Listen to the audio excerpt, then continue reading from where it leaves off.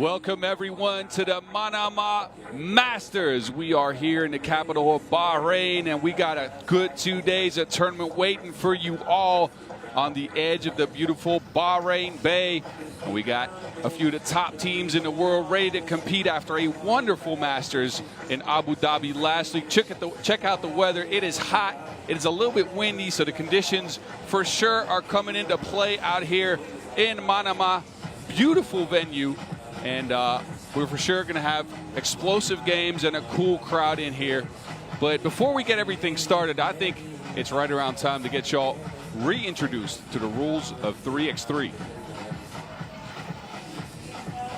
So scan that QR code, y'all. We want to see your selfies and groupies on the big screen, your styles and style. And we are giving out prizes for the best and most creative photo.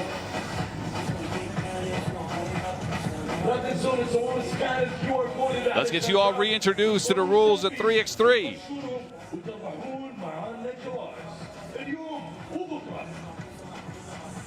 And just so you know, this is what you win. With the best and most creative photo, you win an official FIBA 3x3 jersey and a pair of shorts, the entire set. And the jersey is revealed. Yo, what's good? My name is Kyle Montgomery, aka the voice of 3x3. And if for some reason you still don't know the rules of 3x3, it is time to tap in. Class is officially in session. So on our half court, you've got two teams of 3 players with 1 additional substitute on the bench. Yo, what's up, sub? Can I check in?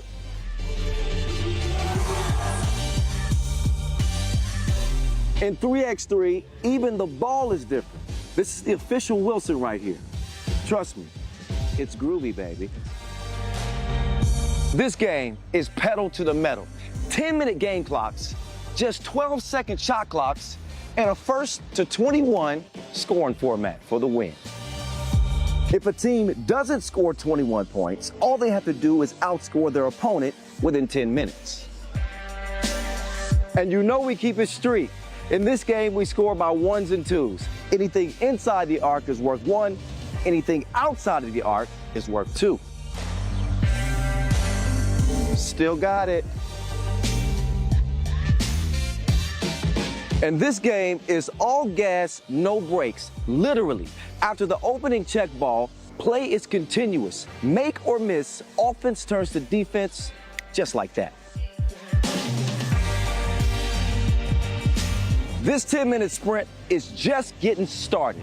We'll see you at the top.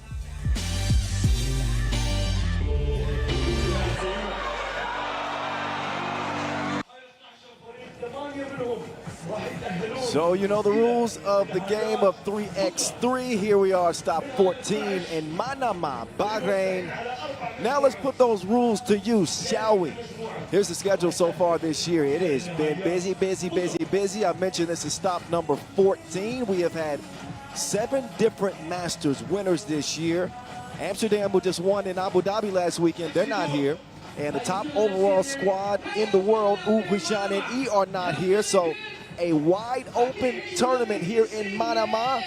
Of course, Neom and Shenzhen will wrap up the regular season before the Hong Kong final. So I've said it before, I'll say it again. This is the tail end stretch. Here are your World Tour teams that will be participating. Shout out to Orlando, who made it out of the qualifying draw to join the main draw, Pool D. We'll see them go up against some of the top dogs in the competition. I mentioned the race to the final. Hoptrans and E have the #1 spot locked up. Vienna can't catch them, neither can Riffa, but there can be some movement between, say, spots 4 through 8, as about 60 points separate those teams. So the final few tournaments of the regular season are going to be very, very interesting. Nothing's changed atop the player rankings. That is Dr. Strange continuing to lead the way. He is the world #1, followed closely by his teammate, the legend, Dejan Majstorovic. Speaking of legends, Stefan Kojic, the chef. He is 5 points away from passing the great Dusan Bullet for #2 on the all-time scoring list. Much like won't be caught atop the standings this year, not likely to see Dejan Majstorovic caught atop the scoring list all-time best bucket getter in 3x3. We got some bucket getters getting ready to get on the court right here. First game in pool play, Miami representing the USA and Chongming with one half of their dynamic duo. So they have Batman, but no Robin, so no Norris Miezis, but they got that brute down low, Cameron Forte, to go with Carlos Lasmanis. So it should be very interesting. Yeah, I mean, look, they don't have the dynamic duo. They still got a duo, though, with Lasmanis and Forte. That's a 1-2 scoring punch if I've ever seen one. Should be interesting to see him go up against a fast-paced Miami, though. Yeah, fast-paced Miami, who are ranked #1 in this particular tournament. They are the 1 seed and coming off a run to the final. It has been an incredible season for Miami. They were this close to winning their 3rd Masters title of 2024, but ended up running into a Amsterdam team that was game with that 1-2 combo of B. Austin, Alberts rather, and Worthy Dion. So now they look to get back to the final and get a dub this time. And there they are, Trigger Trey, yep. Trey Bardsley, Big Cinnamon, Mitch Hahn, the Slim Reaper, James Parrott, and the real deal, Dylan Travis. Team Miami coming in with a 20-6 record. That's a win percentage, Boz, of 77%. You know who the only team higher than that? Not even higher than that. Right, Tied, 77% win percentage. Only Miami and ooh. They've been a class above the rest here in 2025. Now, let's get introduced to Chongming. We told you that they don't have their full complement. It's different when you don't have a future Hall of Famer and Norris Miezis on the floor with you. But they're gonna make do with what they got. First 2 out, Zi Chao Xiang and Jinhan Liu. There's Batman. Carlos Lasmanis. He's joined by that brood. I call him the bully. Cameron Forte, averaging 8.5 points per game this year and 6 rebounds in 4 events played. I have to say, Lasmanis out here looking lean. Lasmanis, yeah, number 6 on the all-time scoring list, by the way. I was talking about greats. Yeah, looking lean. Looking focused. Look toned. Looks good. I don't know if I've seen him as toned up. Maybe since his Olympic gold medal in 21. Yeah. Okay, Batman's been in the Batcave. So if we get that version of Batman, that is going to be very, very interesting. Well, he's one of those players. He can change the game all by himself in his 7th year in the league and still bringing it.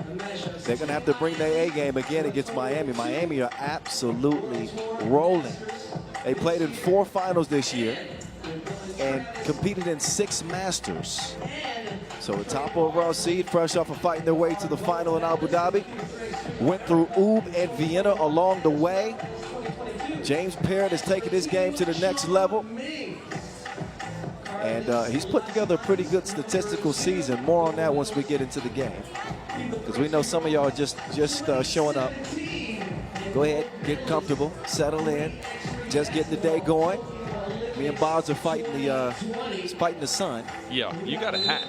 Yeah. I need me one of those. Yeah, you should have got one. Yeah. Cool glasses, though. I like the glasses. Thank you. I Boz. appreciate it. You're looking fresh. I tried. Not just something for us to deal with. We're just the commentators. But the officials and the players are having to deal with the elements. So you sacrifice something, right? If we play too early here in this region, it's hot. It's too hot. Yeah.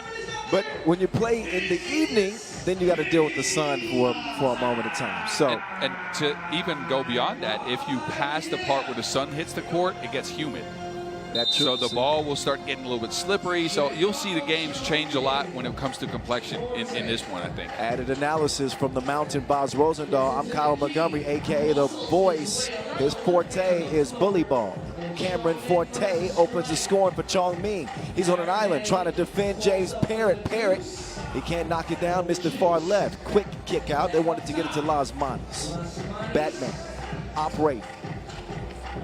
Travis is screened and the soft stroke splash by Batman. I like that action. A little post screen from Forte to get a mid-range for the Batman. Back door. Parrott, nope. They have to try again, but yeah. And people forget how deadly Lasmanis is from the mid-range. Big Cinnamon. Couldn't sprinkle him from deep. They'll get it to Chongming. So I guess, yeah, like you said, Boz, they got a dynamic duo. It's just a different duo. Up fake. Does he get? Yeah, he's going to draw the whistle. Parrott left his feet. And he'll get called for the foul that will put Ulaanbaatar on the line. That's a savvy play from the 7-year vet. Ulaanbaatar, last tournament we saw these guys was in Amsterdam. Ulaanbaatar averaged just 3 points per game. Yeah. 1 rebound per game. He was 1 of 7 from Tulane. That was very, very un-Batman-like. And he will miss at the free throw line. Can't extend the Chongming lead. Trigger Trey swings it over. Big Sandy, sprinkle me, baby. And this is what makes Miami so dangerous, right? All 4 players on the floor can shoot. Even Parrott got his percentage from beyond the 2-point arc up to over 25%, which is good, right? You have to respect it at that point. Yeah, absolutely. Got to respect Mitch Hahn, too. He was actually Miami's leading scorer last weekend. He scored 6 points per. Hit 10 of 24 twos. He's like that. Yes, he's like that. By the way, if you're not following us yet, quick social media plug, Boz, and I'll get it to you. Give us a follow at FIBA 3x3. That's the official account if you want to follow my big fella, Boz Rosendahl. That's at Boz.Rosendahl. And you can find me at 3x3 The Voice.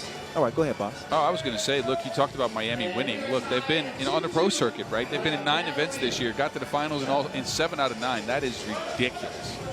So I'm curious to see whether they can continue after they extended themselves out in Abu Dhabi last week. That was a tournament where the weather was even hotter than here.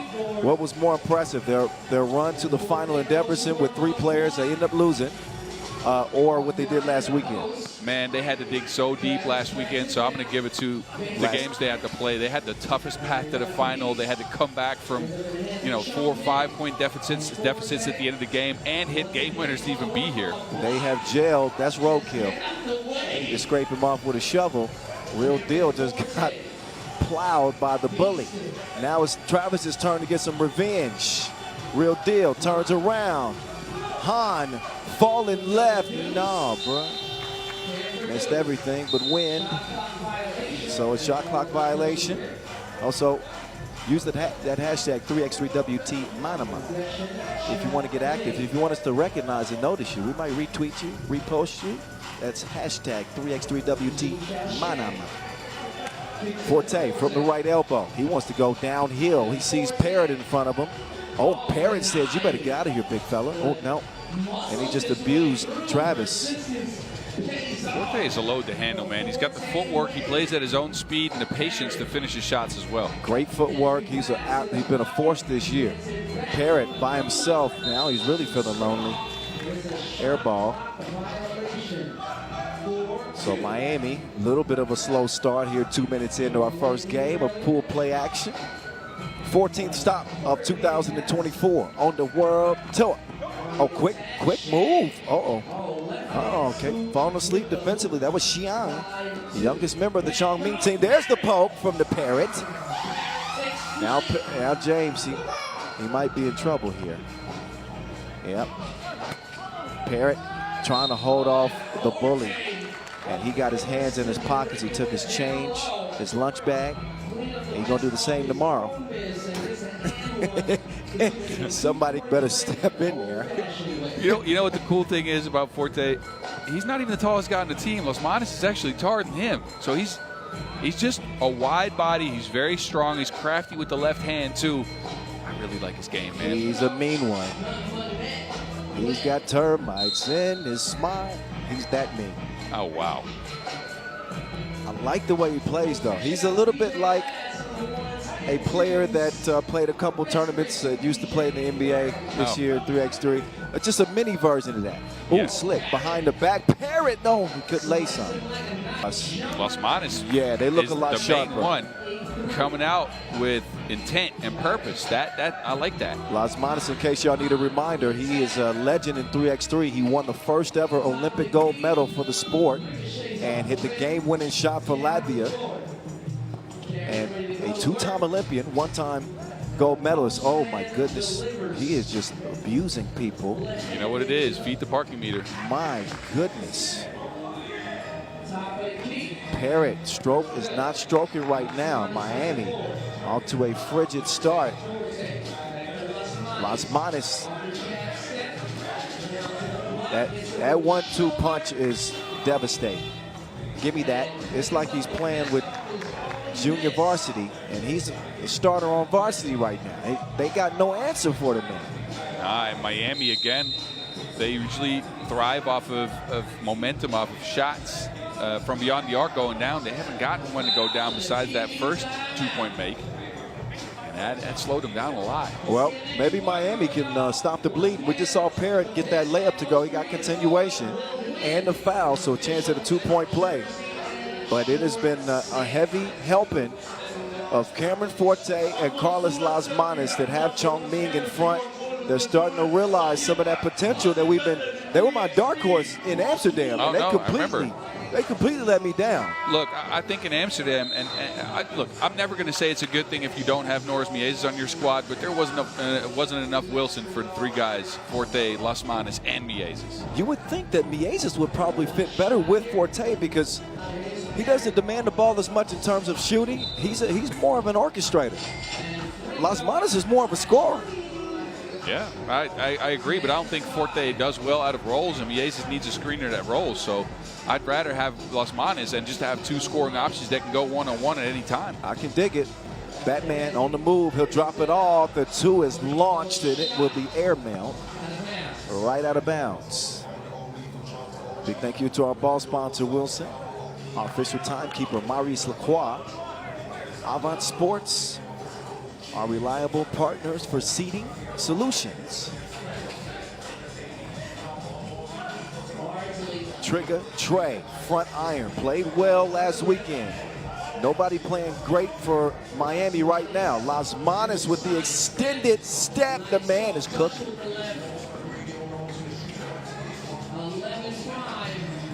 Crossover, Parrott. Man, lays are not going. Miami not looking sharp, and again, they don't really have a lot of spacing on the court because they can't hit their shots from the outside. Now they're getting contested on the looks inside. I think they might have trouble with the length of this Chongming team. All 4 players on the squad right around that 195 centimeters to 2 meters mark, so 6'5", 6'6". Yeah. So there's Mitch Hahn. Managed to get in there. Oh, Forte. They got no answer for him. Somebody pick up. Hahn, pirouette, ball fade. Mitch trying to give his team some sort of spark. Miami number 6 in the World Tour standings, and with a chance to maybe jump up a spot. But I told you, ball is Cameron's forte. This is what he does. He's a professional bucket getter right now for Chongming. Oh, step back, he broke his own ankles. I haven't seen that too much. Chongming's defensive game plan is to chase these Miami guys off the 2-point line, go over every screen. Even Forte is going over screens. That's interesting. Maybe he's a little more athletic than I give him the credit for. But he's just a brute. Oh, they're going to give him that? I thought it was a double dribble for sure. But look at Forte, man. He's all over the glass like fingerprints. Every board, and continuing to wreak havoc on this Miami team. Oh, that's going to hurt.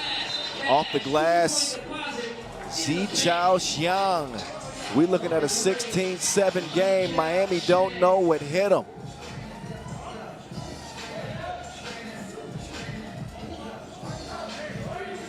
Hahn now to Travis. Travis using the screen. He's got Hahn on the cut. Good defense from Forte. Yeah. Hard switch. He went out there, contested the dribble, made sure to force an out of bounds. But look, it's the pressure that Chongming's putting out. I haven't seen this from them. Chongming got Miami on solitary confinement right now. They are locked up. Las Manas no good. Chongming again with a 9-point lead thanks to Cameron Forte's 10 points in this game. Hahn kicks it, extra pass is made. Can Parrott knock one down? It's too strong. Quick hands. Will still leave 8 seconds on the shot clock, 3:50 to go in this opening pool play game. Media timeout, and Miami got some things to talk about. Yeah, and this time out, you want to get your heads on straight. You want to try to get some twos going. Again, they're not having a lot of easy looks. They're not getting a lot of easy looks from beyond the arc because of the pressure defense. So how can you get out from underneath that? Do you have a solution for this? I think pick and pops might be the way to go for this one. Mitch Hahn setting a screen, popping behind the screen. When the drop coverage for Chongming is in effect, that means you're going to have an open shooter. Well, yeah, they're going to have to rely on that shooting. I'd like to see them, like, of course, pick and pop, but beyond the 2-point arc. It's a 9-point deficit right now. And Batman trying to make it worse, but he hits back iron. Parrott on the baseline. Parrott elevates. He tried to yam that, and he wanted a foul. He's not going to get it. It's been a frustrating game for Parrott. He's had to battle with Forte a bunch. Hahn, no good. Las Manos, 2-man game. Uh-oh. Uh-oh. It's him and Forte.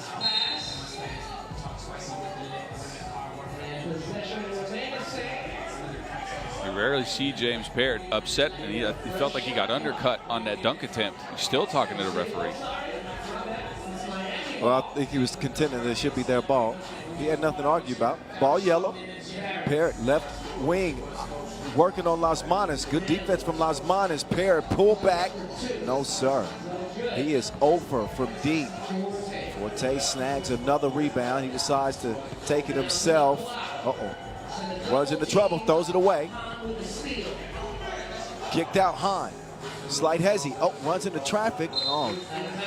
Yeah, Miami are all out of sorts. Yeah, they are disconnected. They did get one good defensive possession by bringing in a double team on Forte. But, you know, throwing the ball away right after that. And it's Chongming daring them to make it a battle of ones. And look, I'll give that to Chongming any day. Oh, yeah, for sure. They got the biggest advantage on the floor in Forte. And Miami just not sharp. Chongming, meantime, their 5th appearance on the tour this year. Again, we saw them last in Amsterdam where they finished 7th. And that was the only time we saw their full complement of players with Mieses and Las Manos and Forte. And they were out of sync. Just 16.5 points per game in that tournament. They're already at 16 with 3 minutes to go in this one. Ball fake from Forte. Up to Batman. Creates some space in the relationship. It ain't you, it's me.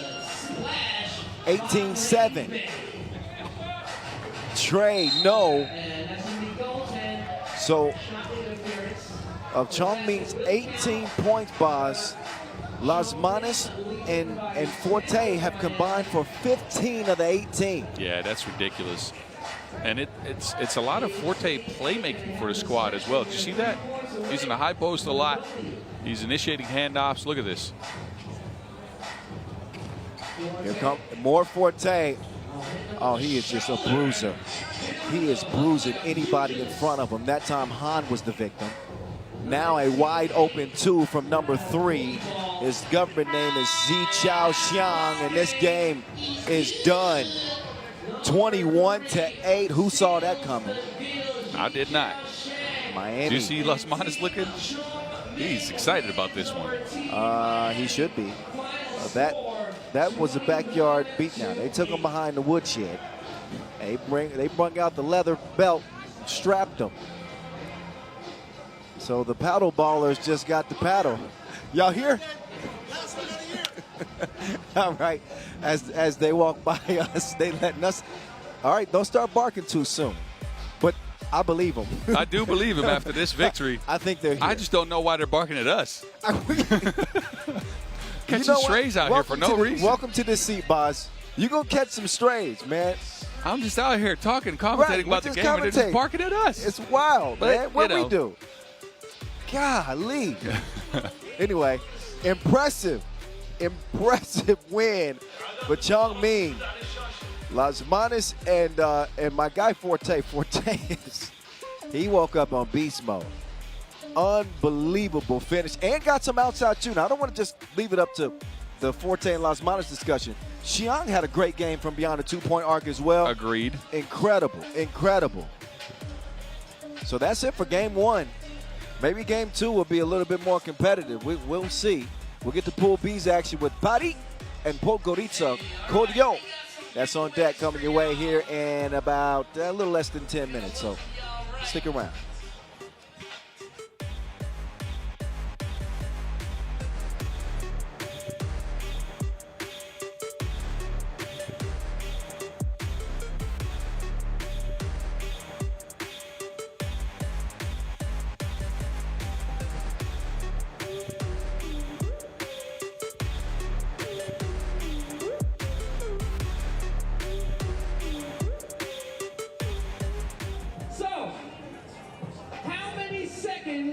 On the shot clock in 3x3 basketball. Who knows?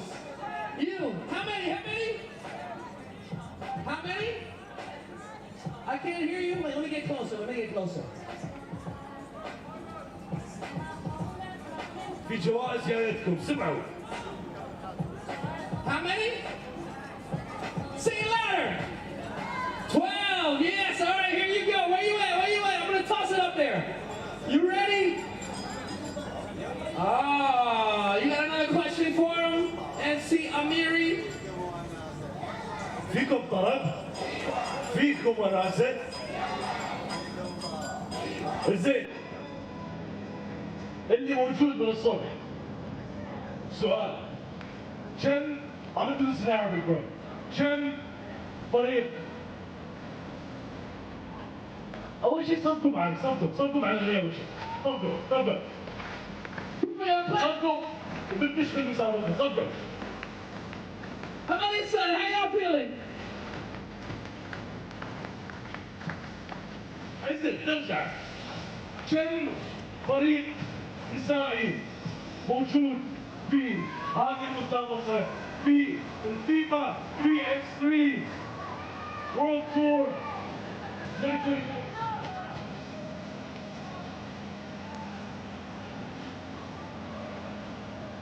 كم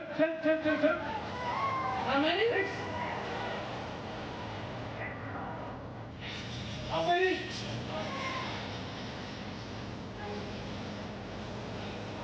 جواب صحيح.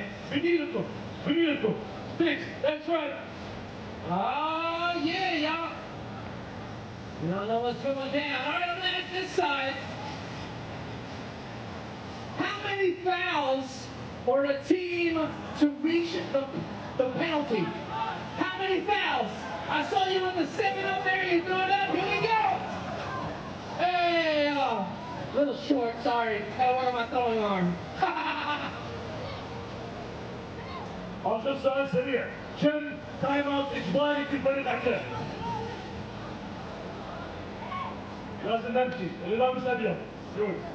Hey, Thank you. we got more prizes throughout the day, and we're just getting warmed up here in Manama, FIBA 3x3 World Tour 2024. Entertainment. كلكم.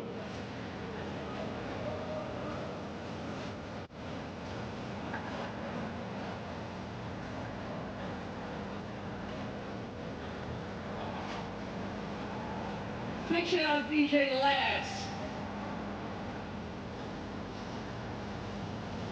جماعة سكان الكيو ار كود وخلوكم مستقبلين والدي جي لاس.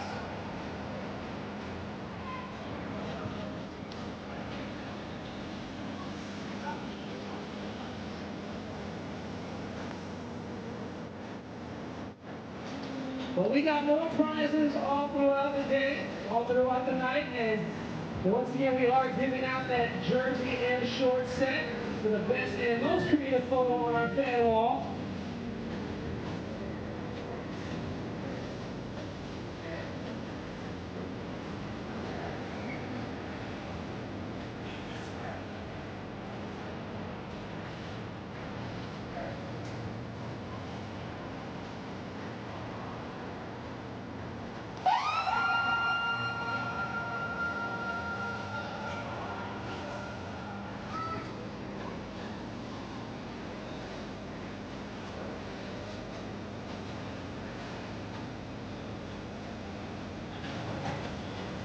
All right, Paris and Podgorica Kodio getting ready to take the court.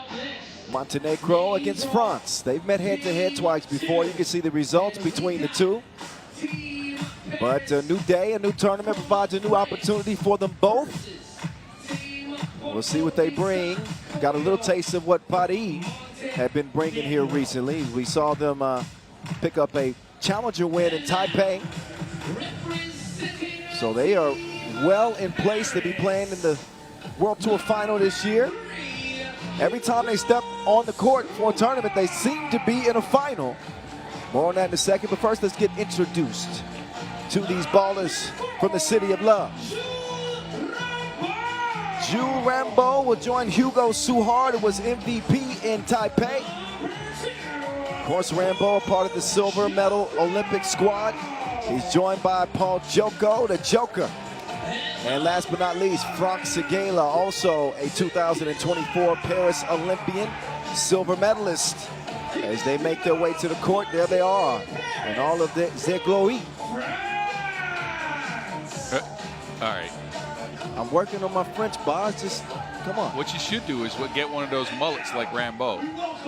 That thing is mulleting. He's one. The mullet is mulleting. He's one of the few people that I can actually get away. You can rock a mullet. Probably, yeah. You got the right shaped head for it. Thank you. I don't have the proper shaped head for a mullet, boss. I'm gonna be honest with you. I don't have the proper shaped head for a lot of haircuts, so I'm just gonna be honest. All the way across the board. That's all right. All righty. Let's get introduced to their opponents now. Podgorica, Kodio. Haven't seen much out of them since that run to the final last year in Romania, right? Constanța, yes, yeah, right. That was Constanța. World beaters back then, but this year, up and down. Look, the Challengers is where they've done their work, right? Second in the Quebec Challenger, second in the Pristina Challenger. But once they stepped onto the World Tour, it's not been great. They did get a semifinals run in Marseille. Okay. But after that, Debrecen 12th and Wuxi 11th. So, Yeah, Wuxi was the last time that we saw them. They're going to have their hands full with the Paris team, not only coming in hot off that Taipei Challenger win, but they've played in 5 Masters this year, 4 final appearances. After another runners-up finish in Macau. Hello to our officials, Yannis Malamas and Alex Talasani, representing Greece and Estonia respectively. Looking good, gentlemen. This game will be well in hand. And Franck Seguela. Keep an eye on Franck Seguela. When he kicks into Franck Seguela mode, it's a whole different story. Seguela having a good 2024 season, averaging 6.5 points per game.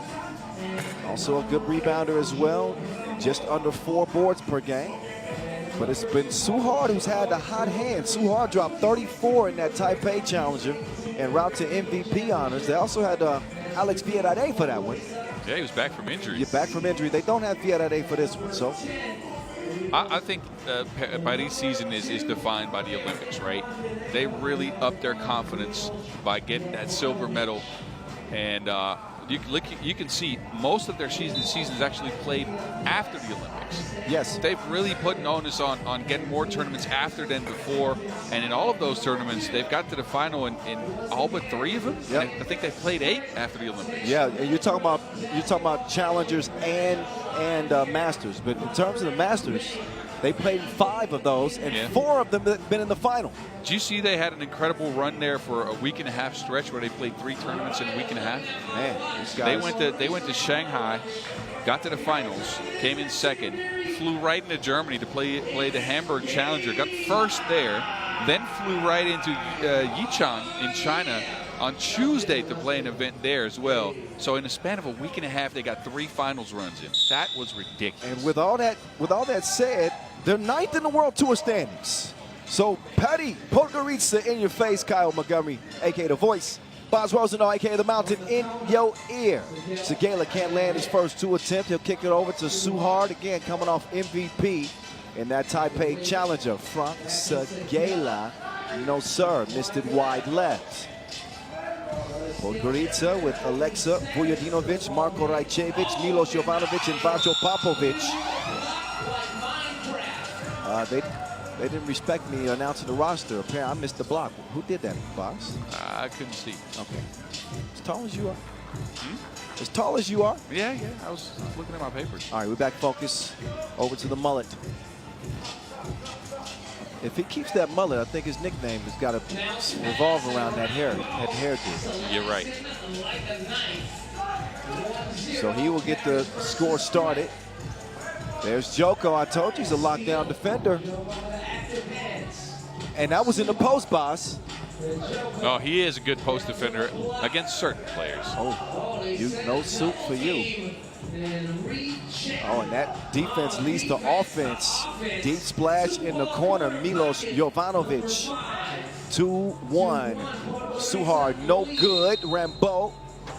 He's fouled on the floor. I like the way Suhar turns the corner. He always makes it a 2-on-1 opportunity for him and either Segela or Rambo rolling to the basket. Then he gets to make a choice whether to lob it up or score it himself. Mr. Mullet from the elbow.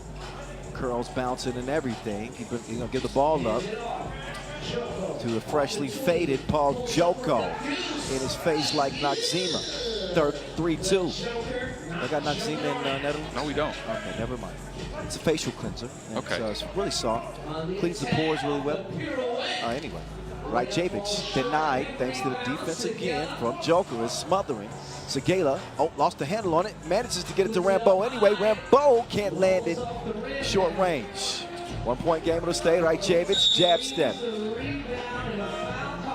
And foul call.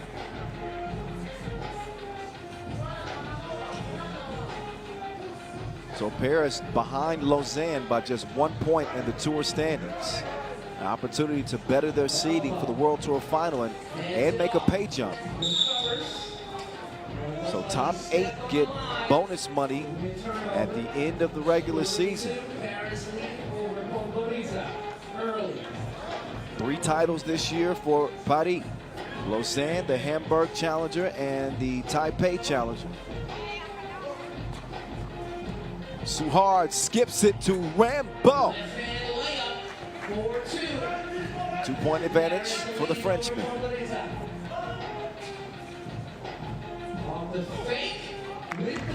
That's good patience right there. Great fakes. Gave him 2. Finally bit. Suhard up top. Segela past the defense. Ooh. That's a foul.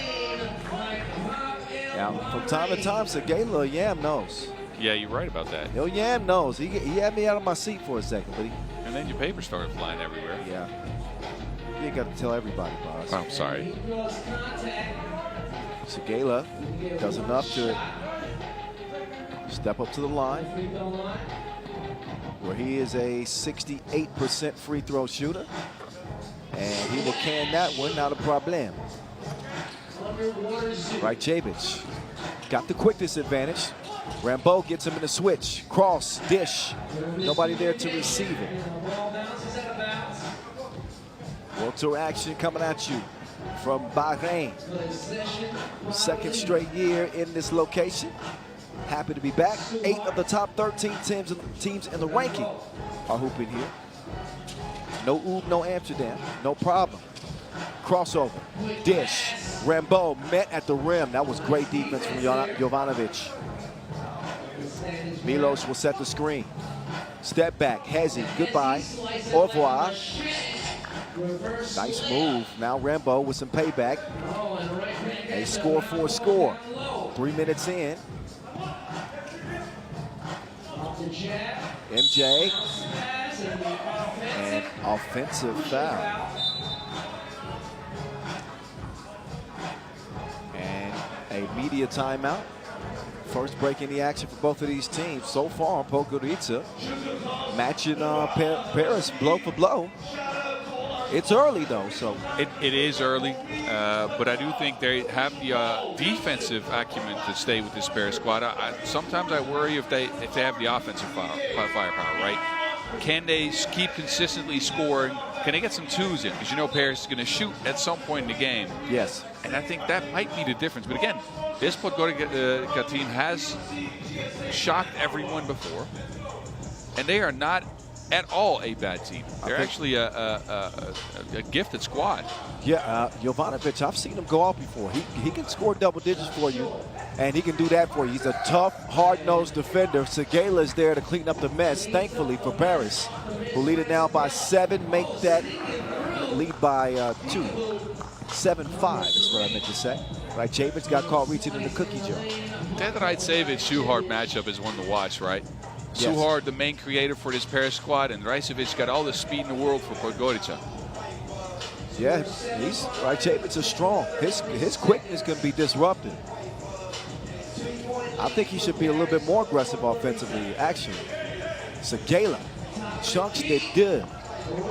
It's good. Now Rajcevic now being pestered. Joko, nothing he could do. Jovanovic just too big.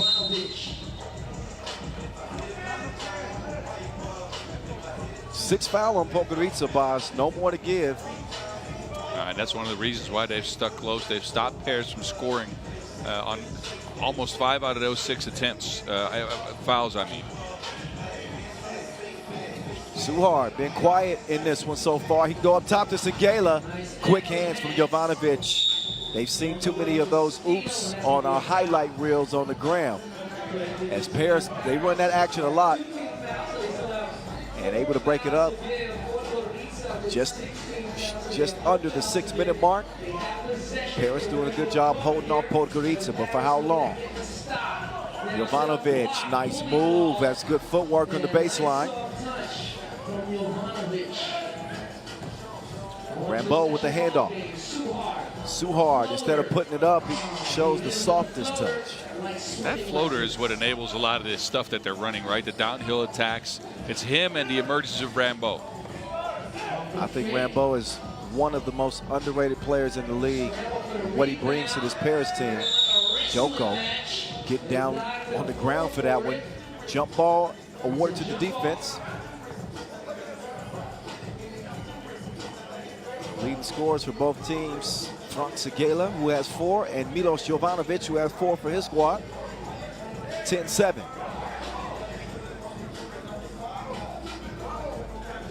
Podgorica, possession.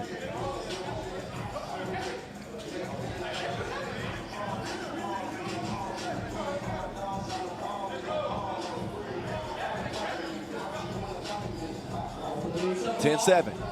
Both teams having some words with each other too.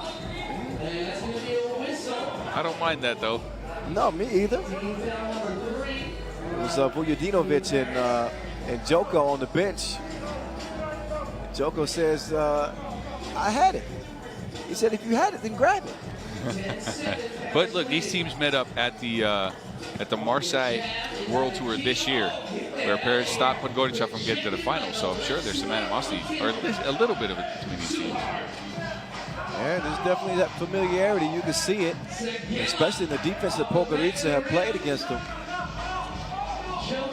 Joko, cross-court pass. Segala hands it over. Suhard off in the deep end. Big splash. Suhard got that kind of range. Offensive foul. That's the 3rd offensive foul on Podgorica. They have to stop extending arms on those screens, and this is the stage of the game where it's gonna be make or break for them, right? Can they hit some twos? Can they keep up with this Paris squad? A 5-point deficit for them now with Paris in possession. 12-7 from the elbow. Rambo using that body to screen. Hugo narrow missed that time.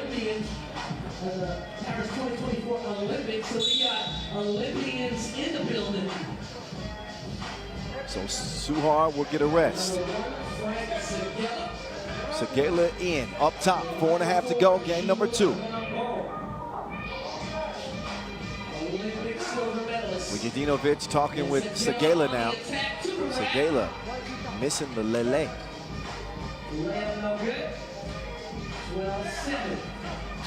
Jovanovic redirects, nice look. He'll find Vujadinovic inside. Cross court, Segala. Up top, Joko, nope. I'm not sure that was the best idea on that action. Joko can get up there. Yeah, and I mean, it was entertaining. Vujadinovic snuffed it out, though. I mean, there's an element of surprise. You expect Rambo or Segala most of the time to be going up for those hoops. I get the trickiness, but the pass has got to be there. Up fake. There, ooh. Hugo missed it. And a shot clock violation. He didn't get that up in time? No. But you know what? Me and you were out here trying to be refs, so. Yeah, no, what not? I'm not disagreeing. Yeah, it just looked like it might have left his hand to me. Jovanovic says, you are too small. Podgorica hanging around. It's been a 3-point lead for Paris, pretty much maintained throughout this game. Over 6 minutes of play. Yeah, and the difference in the game, again, Paris getting to their spots both outside and inside of the arc. And the outside of the arc is where Podgorica is struggling a little bit. They're not attempted a lot of twos, but they haven't made one either. They're not typically a high volume two shooting team. Paris, however, surprisingly is. They've shot it this year at a 35% clip from beyond the arc. Imagine that. I think they've limited Joko's touches, even though he's gotten up to over 30%. Look at that, boss. What? Shocking stat. Paris has the highest 2-point percentage in the league this year among teams with at least 200 attempts. And big boy score right there from Rambo. Great minds think alike, Kyle. That's right. We've been studying. We're studious. Students of the game. Right, Chapin took him to school. Nice drive in the 13-10 contest. Segala and Hugo. Oh, there he go, and there he went. My goodness, that's another splash from Tulane for Hugo Suhar. Yeah, he shipped him off across the bay with that cross. My goodness, that step back. Yeah.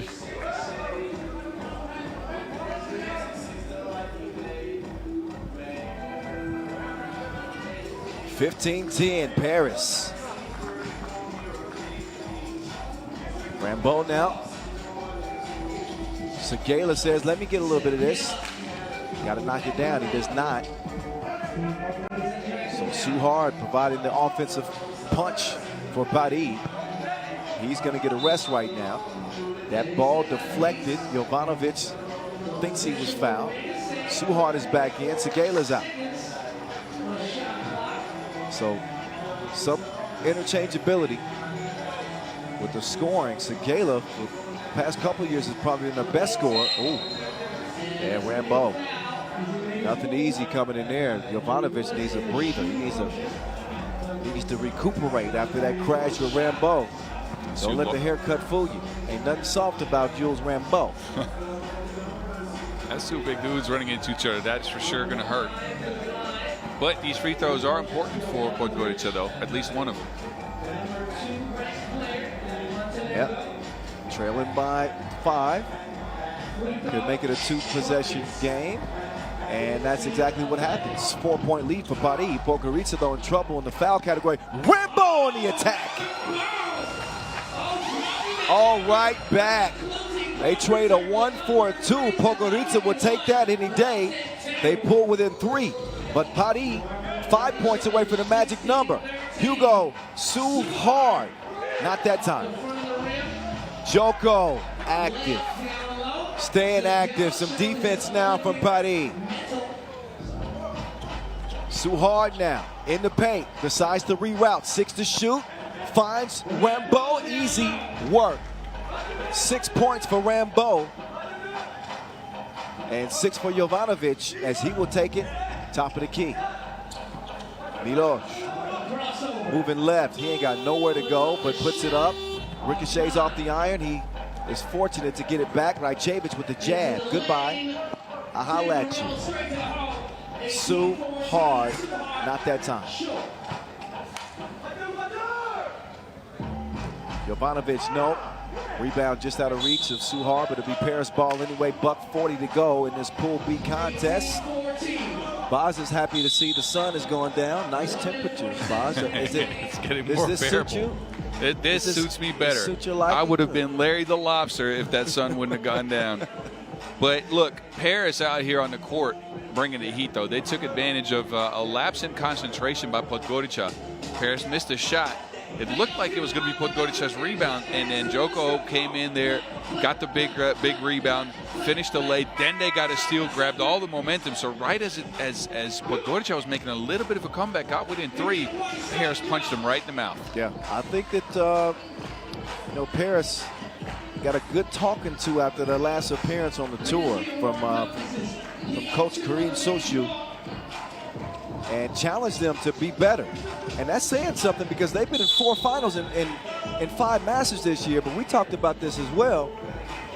When is 2 not going to be good enough? Yeah. When is 2 not going to be good enough? So I think that we see some of that fight and that fire in this Paris team. They lead it by 4 right now. 18-14, buck 34 to go from the elbow. Jovanovic. Oh, pass had too much hot sauce on it. And that will go out of bounds. Looks like Podgorica are against the ropes here, Baz. Yeah, look, again, they've only knocked down 1-2. They need more than that if they want to stick with this offensive machine that Paris has put together. Well, the 2 is the great equalizer, but Podgorica need to get possession first. There's Frank Segala with Lele. Rajcevic. Oh, offensive foul. I saw that arm come around from Jovanovic. That not only connected with, I think, Suhard's face, but I think he actually hit Rajcevic in the eye, too. Yeah, those are some long arms. And he's still looking at the ref like he didn't do anything. Can't be beating on your own teammates, boy. You gotta. Paris 2 points away. Suhard, no good. Rebound, Podgorica. Under a minute to go. Underneath, and that's light work. But they're gonna need a whole lot more of that. 4 points difference, 40 seconds to go. Suhard cooking like a sous chef. Ball game, 21-15. Paris, easy work. Led by Suhard, 7 points. They win it by 6.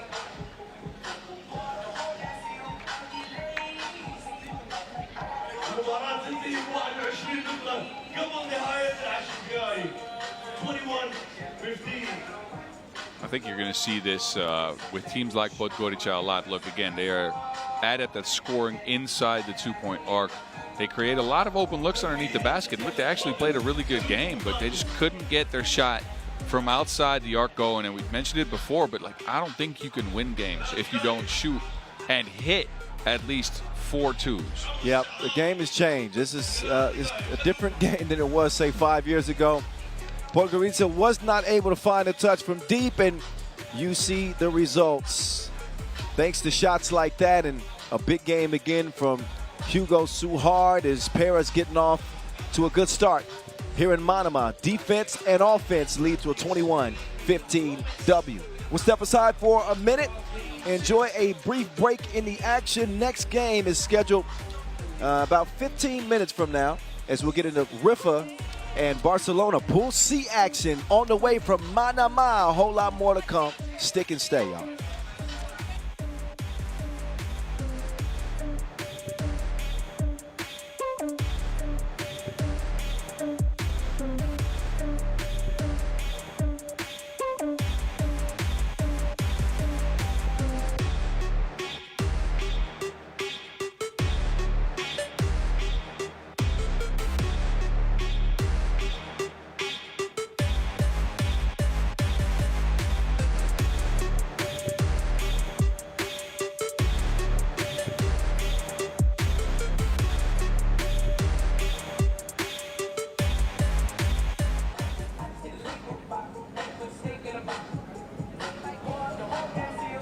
الساعة 5 بالضبط راح يكون عندنا عرض استعراضي هني في الملعب.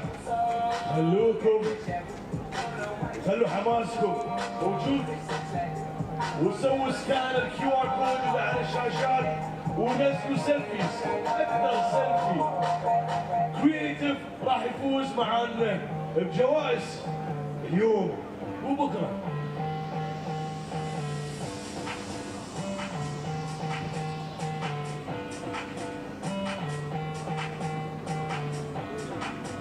بعد دقيقة راح يكون موعد أذان المغرب، وبعدها مباشرة راح يكون عندنا عرض هني بالملعب. وبس أذكركم الساعة 7 بعد ساعتين راح يكون الحفل الافتتاح الرسمي.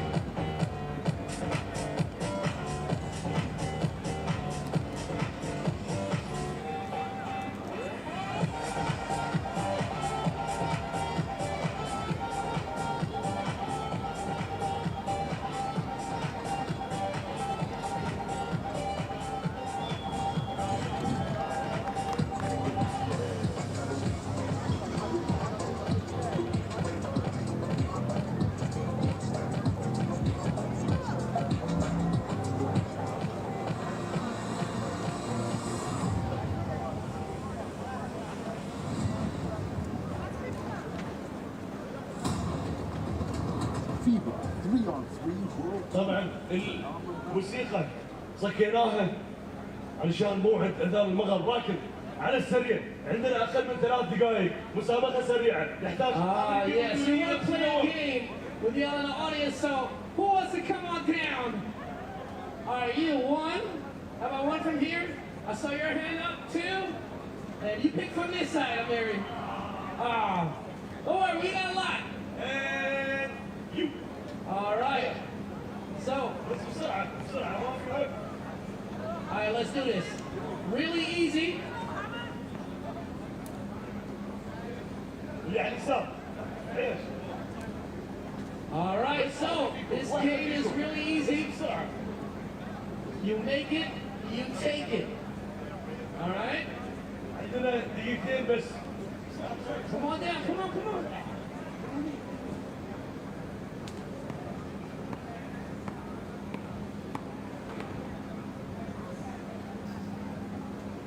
All right. اللي يسجل يواصل. How you doing? All right. You good? You guys good? Hey, all right, so really simple. Free throw line, you make the shot, you take the hat. Oh, we'll give you 3 shots, okay? That's 1. 2. Come on, one more. We want you to win this. Oh, okay, go to the side. Next up. Just wait, don't worry. All right, let's go. Oh, 1 shot, 1 kill. Congratulations. بعد مسابقات الجوائز وايد. Why is it number 23? Oh, yes, go ahead, take a shot. Oh, okay. باقي دقيقة. They can come a little closer. There you go. Come on, represent LA. Oh, a little south there. Oh, all right. Come on, y'all. Should they go again? One more shot? One more. Oh, one more. Okay, wait. We got another contender. Come on. And then we'll give you guys 1 more shot each. كل واحد ثانية. All right, come on. سجلها. You can do it! All right. Winner. Stephen Curry shirt. Here we go. And, hey! Here we go. All right, come on. You can do it. I believe. Give it up, y'all.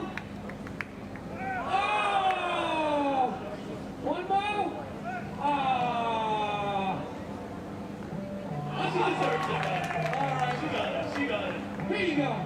Congratulations. Give it up, y'all, for our contestants here on the court.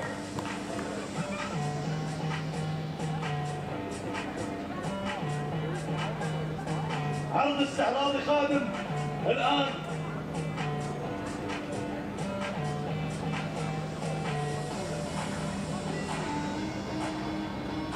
خلوكم العرض.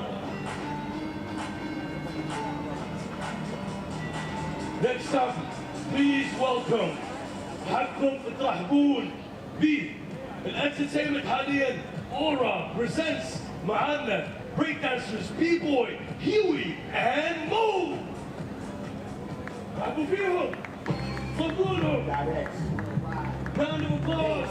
To all those that started before you rappers and breakers. B-boy, how come you like made the pop dog? Average buzz where I first took from. B-boys breaking on us to the roof. Right in the hands, what I want you to do.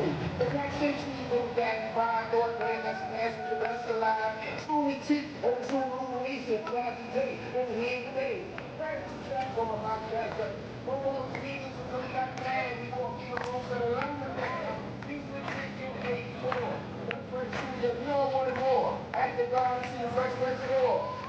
And then I started rapping. A little words like a name just happened. Earning my way 2 years of resistance. Not like my name when they talk to resistance. I'm going to 1955. First goal must stay rest alive. I just my little weight when it wasn't ready. But I respected those who's a young lady.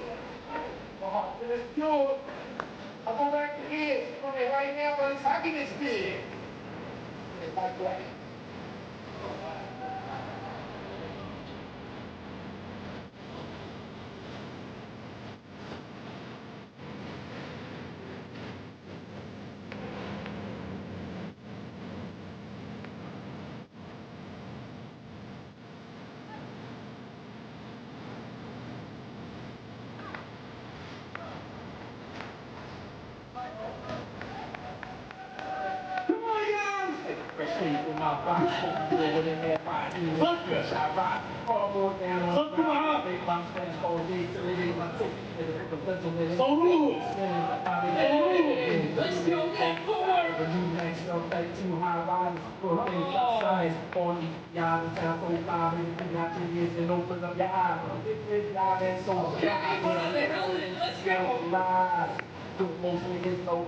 Don't try this at home. Oh, more spins in the DJ. مبدع صار جمهور في الليل. We had baby with the photo and me and Russell ain't on anything. A long time ago, but still living with it. When we run after the fuck we do. Don't got that G. Yeah, the Grace Dynamics. Phil Moses. Know your history. Know your history. Come on, y'all. Yeah. Hey, hey, hey, let's go.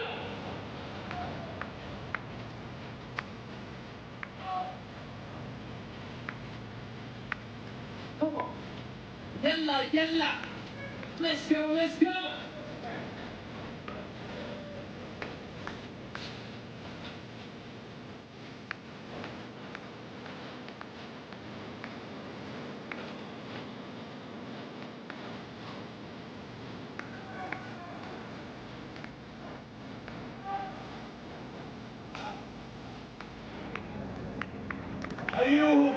أيوه B-boy Huey and Mo. Thank you so much.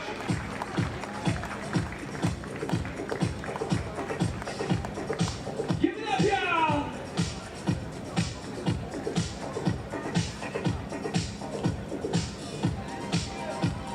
سكان الQR كود اللي على الشاشات واعطونا سيلفيز وهاشتاج سووا لنا الحركات اللي هم سووها بس سيلفيز السلام.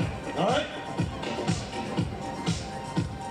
Coming up next, main draw, game 3.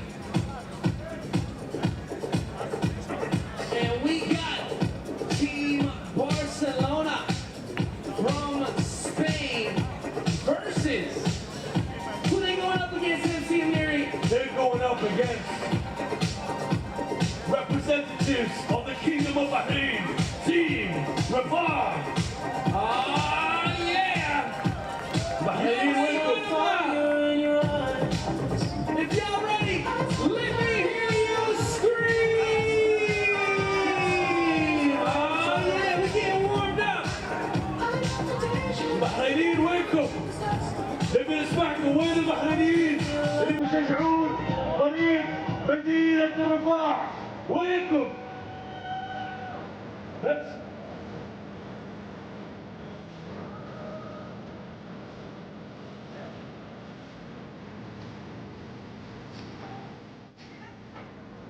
Welcome to the World Tour. All right. 5 minutes away from check ball of the next contest here in the Kingdom of Bahrain, the capital city here in Manama. Game number 3 of the day. We saw Miami get beat up in game number 1, losing to Chongming. And then Paris, tight early against Podgorica, but they come out victorious. We'll see if this is a more evenly matched 10-minute sprint. We'll find out. Riffa, who have already defeated Barcelona this year. Somebody needs a nap. Out here late, huh? We are wide-eyed. And taking center stage up first is Barcelona, also known as Barcelona. The Spaniards would tell you that. It's Barcelona. Well, You gotta put the on there, boss. yeah, okay. All right? I see you. I don't think I have that, but go ahead. Oh, sure you do. Team Barcelona. Watch out for Jose Blasquez. He is and he's got the green light. And he is not afraid to squeeze the trigger. Good shooter, good size. He and Exposito provide the 1-2 punch for this Barcelona team, along with Wame Zanka and Neil Bria. Bria's a good shooter as well. So Barcelona, one of those teams that always have that question mark kind of looming above them, because you see the potential. And if they ever realize it, they could be a real contender. It just depends on what tournament. We'll get more into them in a bit, but we will do the honors of introducing the home team, Baz. They are Belgians, but they play for Riffa. It's none other than Thibaut Vervoort, must-see TV. With big goals, Casper Augustinian with the fresh cut. I see you. Jonas Forts says he stands 195. I'm guessing that's like 6'6". Nah, that's like 6'5". 6'5", okay. And Dennis the Menace, Donker is back. Donker, who did not play in Abu Dhabi last weekend, you could certainly tell with his team, Riffa, did not look good at all. They should be energized after failing to make it out of pool play in Abu Dhabi. A rarity, considering that this team is number 2 in the World Tour standings this year. They've been a dominant squad and looking to get back to dominating. Our 2 officials, Pedro Maia and Yanis Manamas. Greece, Portugal, stand up. DJ Last on the spans, by the way. DJ Last got a new 3x3 shirt. I think he got it from 3x3-shop.com, Boz. Where's he at? You saw him with the, what is it, rust colored? Yes, it was like, yeah, rust orange. I was jealous because I hadn't seen one like that. See, I'm not jealous because I actually brought one like that on the trip. Oh, so you got one too. You got one too. Yeah, all well, right. go visit 3x3-shop.com. You know what? I need to pay a visit. You're right. Take a look at that shot, Boz. Yeah. That's beautiful. Just off the bay, I guess you could say, is it? Yeah. Look at this venue. Oh, just an incredible treatment since we've been here. Unbelievable hotel. Staying over there at Chart House, man, wow. Ooh, Food's yeah. been great. LOC's been incredible. Big thank you. Thank y'all so much. Back here in Manama for the 2nd straight year. Yeah, we had a little bit of opportunity to go paddle for a couple times there. Some of us played a lot. I played 2 games, but I'm old though, so I got an excuse. And plus I had some video games to play that night.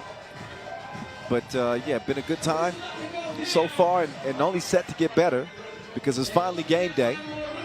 This is pool play action. Top 2 from each group advance to tomorrow's quarterfinals. You know the drill. $40,000 is our grand prize. $30,000 to runners-up, $22,000 to third, $16,000 to fourth, $10,000 to fifth, and $4,000 to sixth. You can add that up. I believe that's 160K. Your math is mathing, huh? No, not quite. I think it's 120K. Anyway, I'll work on my math, and let's focus in on this 3rd game of the day. Jonas Fort's trying to drop a dime to must-see. He'll hand it over to Vervoort. Vervoort puts it up and puts it down. Donker is the one who set the table for 2. So Donker's presence back with this team makes a difference and opens up the floor for must-see TV to connect.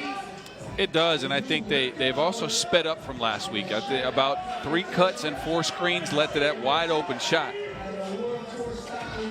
So can Barcelona match the pace of the lightning-fast Riffa representing the Kingdom of Bahrain? Again, a home court advantage for them, you could say, although I'm not sure how much time they spend in Bahrain. I saw they practiced some out here this week. Yeah. Home base. Vervoort looking to knock his second 2 down. He can't get that to go. But Vervoort was really the only bright spot for Riffa in Abu Dhabi last week, excuse me, and a disappointing showing for Riffa. Vervoort, he connected on 5 of 13 twos and cooked for 11 points in a narrow loss to Amsterdam. If he brings that same type of shooting in this one, along with Jonas's ability and his touch from Diebik, Riffa could be playing in another final this year. Yeah, and look, they have such a unique style of playing, right? So a lot of cuts, a lot of screens, a lot of movement, but not as much momentum-gaining movement, right? So they rarely grab momentum and keep running with it, but they will just cut, curl, come off a screen, and then you have to guard Dennis at the end of that as well, who's a great shooter and also a great driver. That makes him so dangerous, man. Oh, whoa! Oh, the Ghost just got killed on the dunk from, oh my goodness. Can you kill a Ghost? I don't think so. I don't think you can. The Ghost just got ghosted. Blasquez with the sneaky poke. Docker will pull up, wrist work. Right on time, the menace is back. The league's leading scorer puts Riffa up by 3. Neil Bria falling away. Jose Blasquez trying to hand it off. They got 8 to shoot, no need to panic, but they do seem a bit rushed right now. ISO game ends up with nothing. Vervoort will clear it himself up top to the menace. Over to must-see TV. Down to the Ghost. Over to Docker, excuse me. He'll misfire from 2. Vervoort reaching in the cookie jar. He's going to get caught up in a screen and whistle for the foul. You're fully right. Barcelona looks rushed, but this is what Riffa will do to you. If they get 2 or 3 of those twos to go down like they just have early in the game, that means you can feel that water rise and you feel like that water is coming up to your lips, and you got to get a scoring opportunity. That's why you'll see Barcelona rush some shots. Exposito with an exquisite dish that sets up Blasquez. 42, nobody home, leave a message at the B. Easy work for Forts. Here comes Blasquez. Blasquez, beautiful lefty scoop. He's out here hooping to start things off. Dennis with the speed and the strength. Get out my way. 6'3". Both teams penetrating, trying to create some opportunities. Bria, oh, he rocked Dennis's world with that jab step. Get over here. Nobody there to stop Dennis from getting a clean look, but he can't land it. Donker checks out, Vervoort will come in.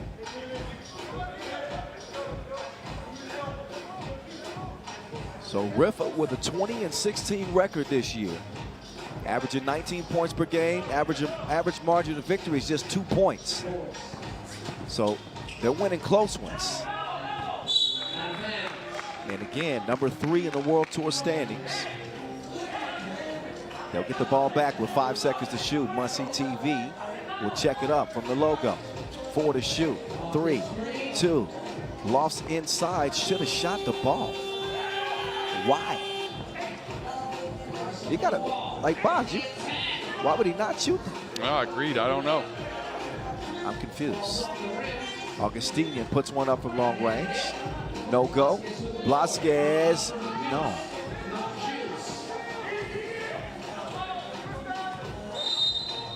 And then a foul called on Exposito. Time for a media timeout. Riffa with a 2-point advantage, 6-4. Haven't seen a bunch of Barcelona on the tour this year. Just their 4th appearance. First time seeing them since August. That in Lausanne. They finished 9th there. Also made it to the quarterfinals earlier this season, placing 6th. They're an interesting team in terms of, especially when we talk about versatility. I think that's one of the biggest attributes of Riffa. is their versatility, especially with their ability to shoot and size. With the exception of Donker, when you look at Barcelona, they got some of those same traits. They all got great size, great length, and they got a team of shooters. So they match up pretty well. Yeah, it's just a matter of differences in system and player quality, I think, because I don't think Barcelona has a Dennis Donker on the squad. Great point. Great point. Although Exposito is probably their closest player in terms of his dribble penetration, being able to break down the defense, but he's not Dennis Donker, right? No, not a lot of people are. Must see TV says see you later. Quick drive, and it's a 4-point game just like that. Bria with the double cross, and Forts is playing footy ball. He'll kick it out of bounds.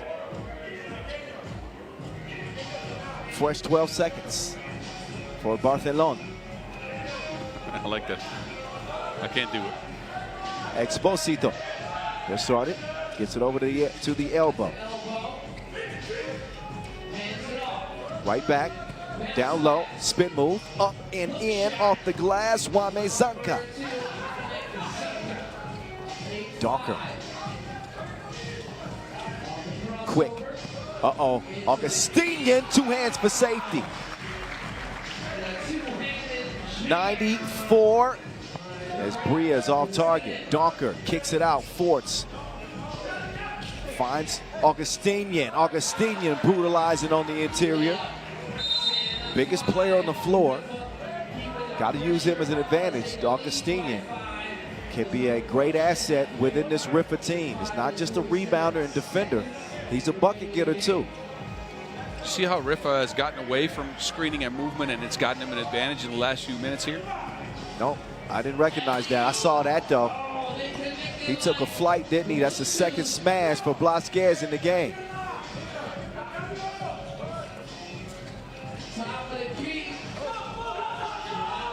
Oh, Augustinian couldn't squeeze it.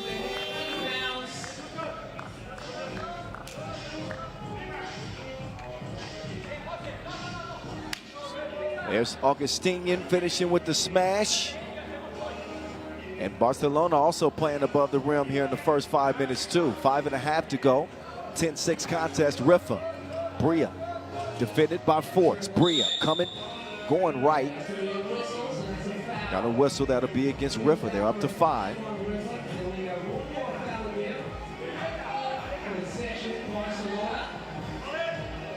Vort up top.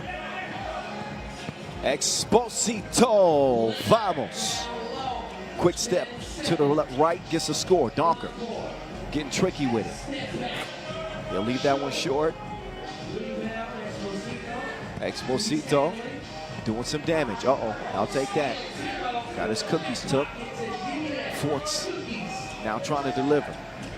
Donker kicks it for Ford. Good look, nothing but you know what. 6 points for Ford. Nobody there to stop Exposito. He takes advantage of a wide open lane, but here's the must-see TV that Riffa must see if they want to be successful. For Vort being aggressive, shooting the ball with no hesitation. Donker's had a solid game, but with Vort can be that consistent second option, Riffa becomes a different squad. It's either him or Forts. If they're all three cooking, look out. Yeah, and I think playing at home is working for Vort, huh? Guess so. Oh, what a risky pass. Augustinian tried to save it. I believe that's going to be off of Barcelona. It'll be Riffa ball with 7 seconds on the shot clock. Riffa with just a foul to give and leading it by 4.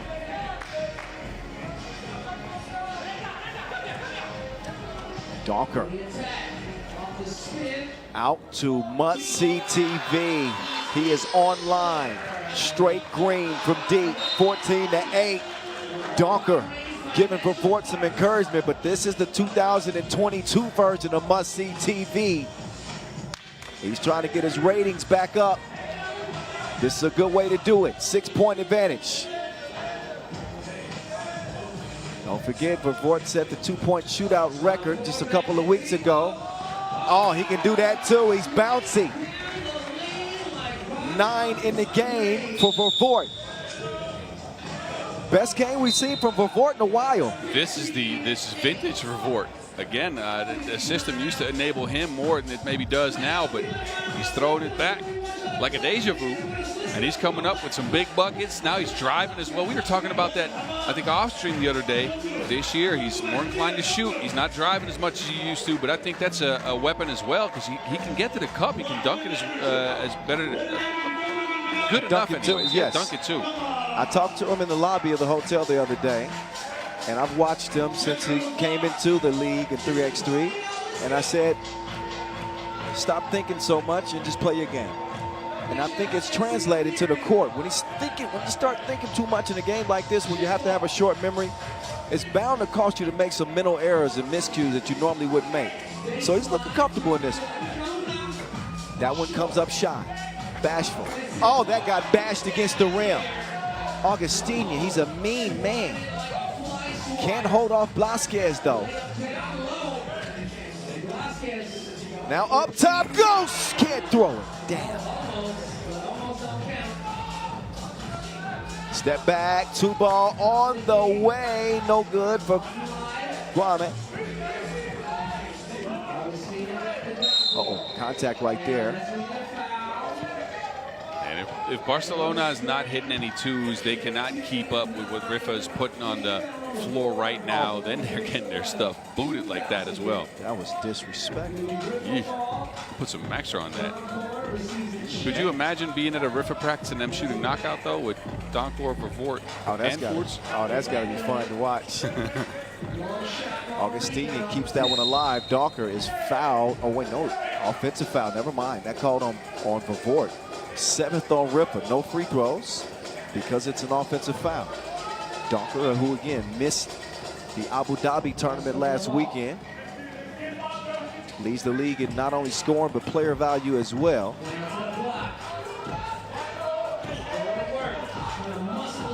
Sanka, grown man bucket. Persistence will pay off for him. Now can Forts find his touch? Jonas has gotten some looks. It's odd that it usually happens when Vervoort is hot, Forts is not. If they can get it together in the same game, Jonas, this and one mixtape just got canceled. 15-10. Let somebody else handle that rock, big fella.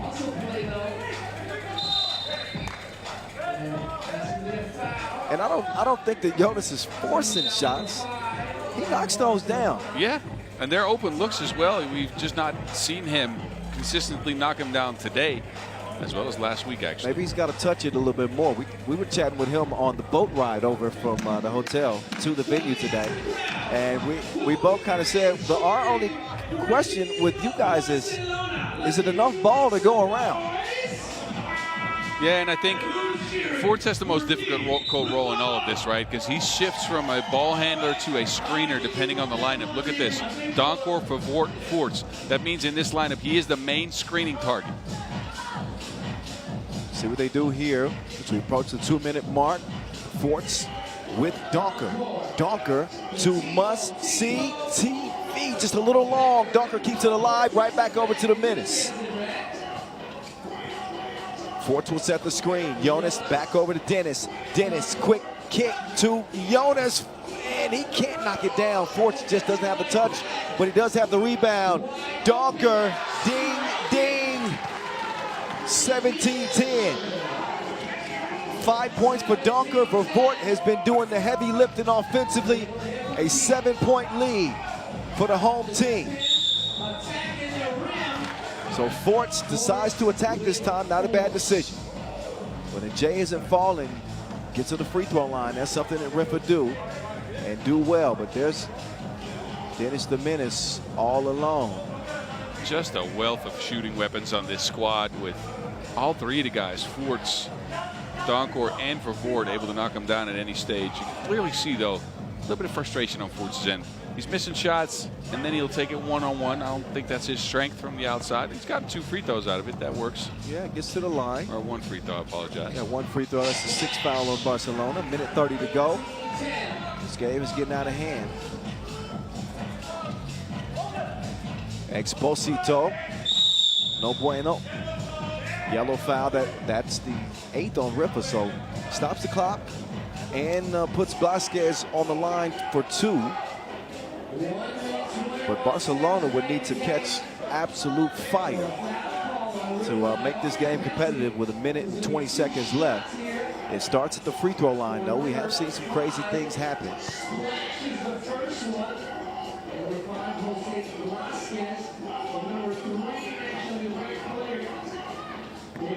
So Jose Blasquez good on both of the free throws.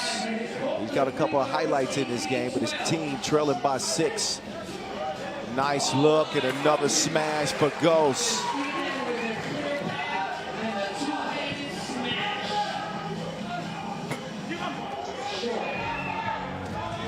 Here's the Menace now, using the Augustinian screen.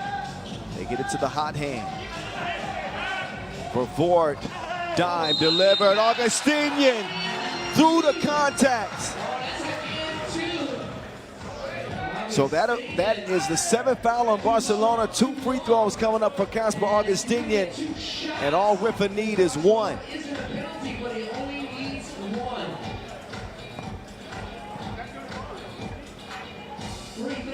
Augustinian no good on the first.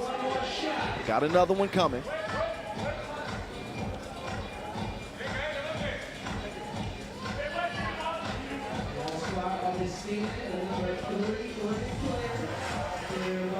Augustinian's second is good. GG's. Another blowout during the early portion of the day.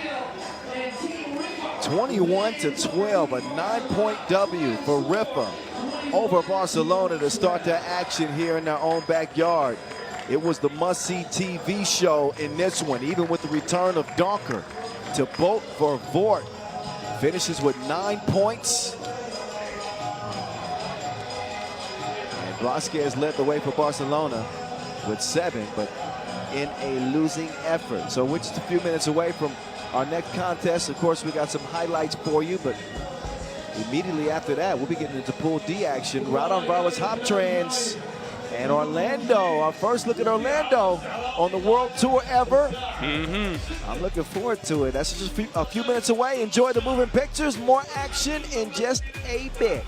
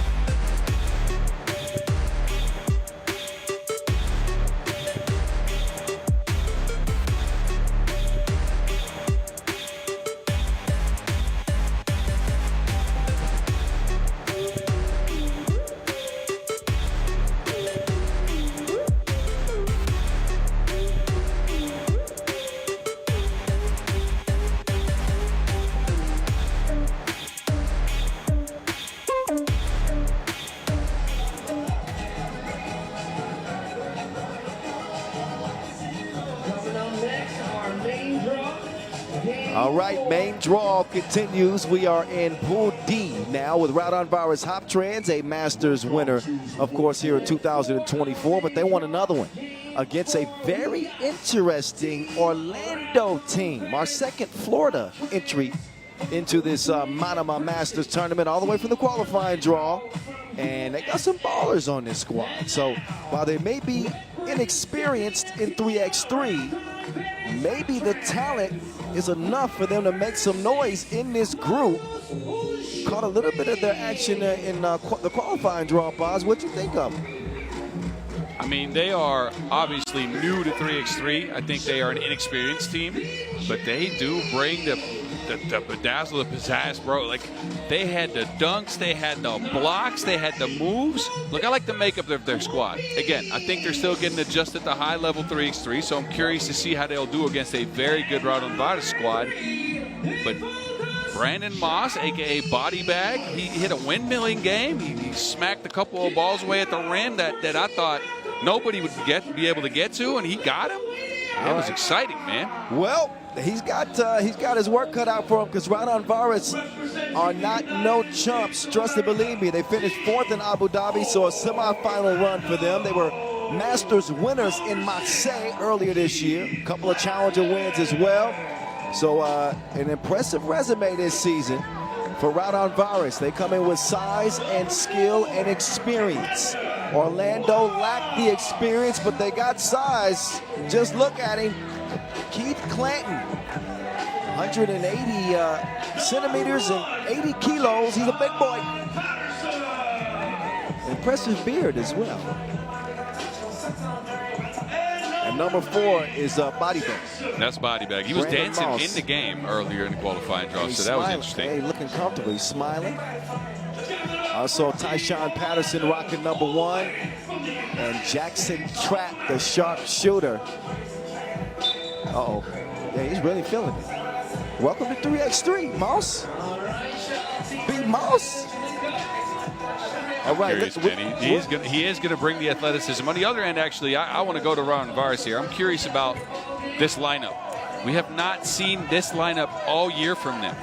No Pukelis. That means they got to change the way they play. They have more shooting ability on the team with Ujupa stepping on the squad, but they are missing a big piece. So I'm very curious about how they will perform out here.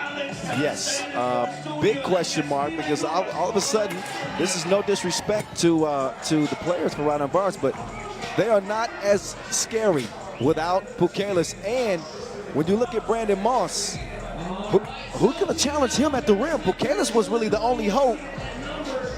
Modestus Kupis can defend the rim, but we could be looking at a top 5 highlight of the season today in this game. Matter of fact, I'm calling it. I'm calling it right now. Oh, okay. We're gonna get a top 5er in this game coming up right now. All right, I believe. Flight mode, feeling bouncy. I like the swag that Orlando is coming out with. There's Brandon Moss from Baller's Life, right? He's everywhere, man. He's on the interwebs. He's one of the viral dunkers that you see nowadays. Okay, we got a front row seat. I'm interested to see. What I would expect Raudondvaris to play a smart 3x3 contest. They're not going to get caught up so much in the ISO game. They're going to let the ball do the work for them as they do. Beat you on back doors, pick and slips, pick and pops is what they do. Jalgis could be a problem for this Orlando team to stay in front of. You know, he's like a wrecking ball downhill player. Marius Ujupas, his ability to shoot it. I do think experience for Raudondvaris is where they're going to have to bring it. Look, the step up from the qualifying draw to the level in the main draw is big.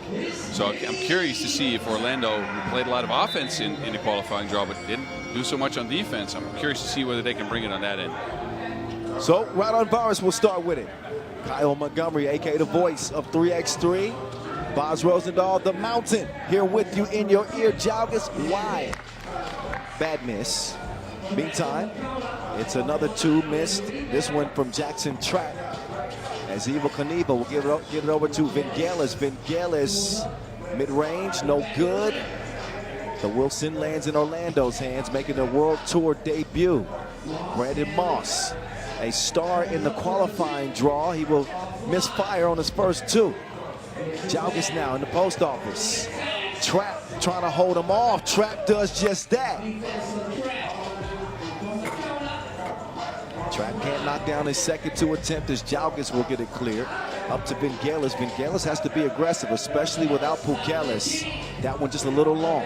Vingelis gets it back. Jalgis ran off the two-point arc. Jalgis with the score. Might have been a little contact there too. Maybe. But our officials are better than me, obviously. Big body. We got body bag and we got big body. We moved some folks down there. Keith Clanton.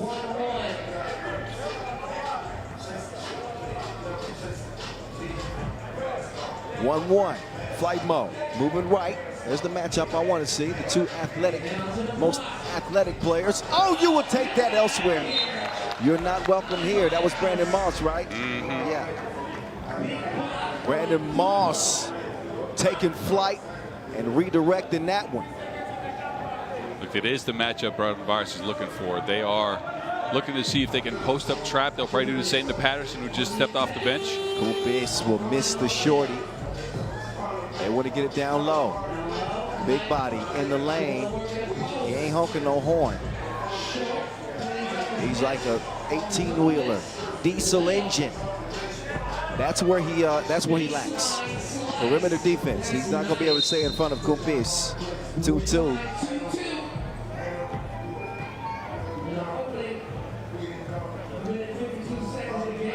Two minutes in.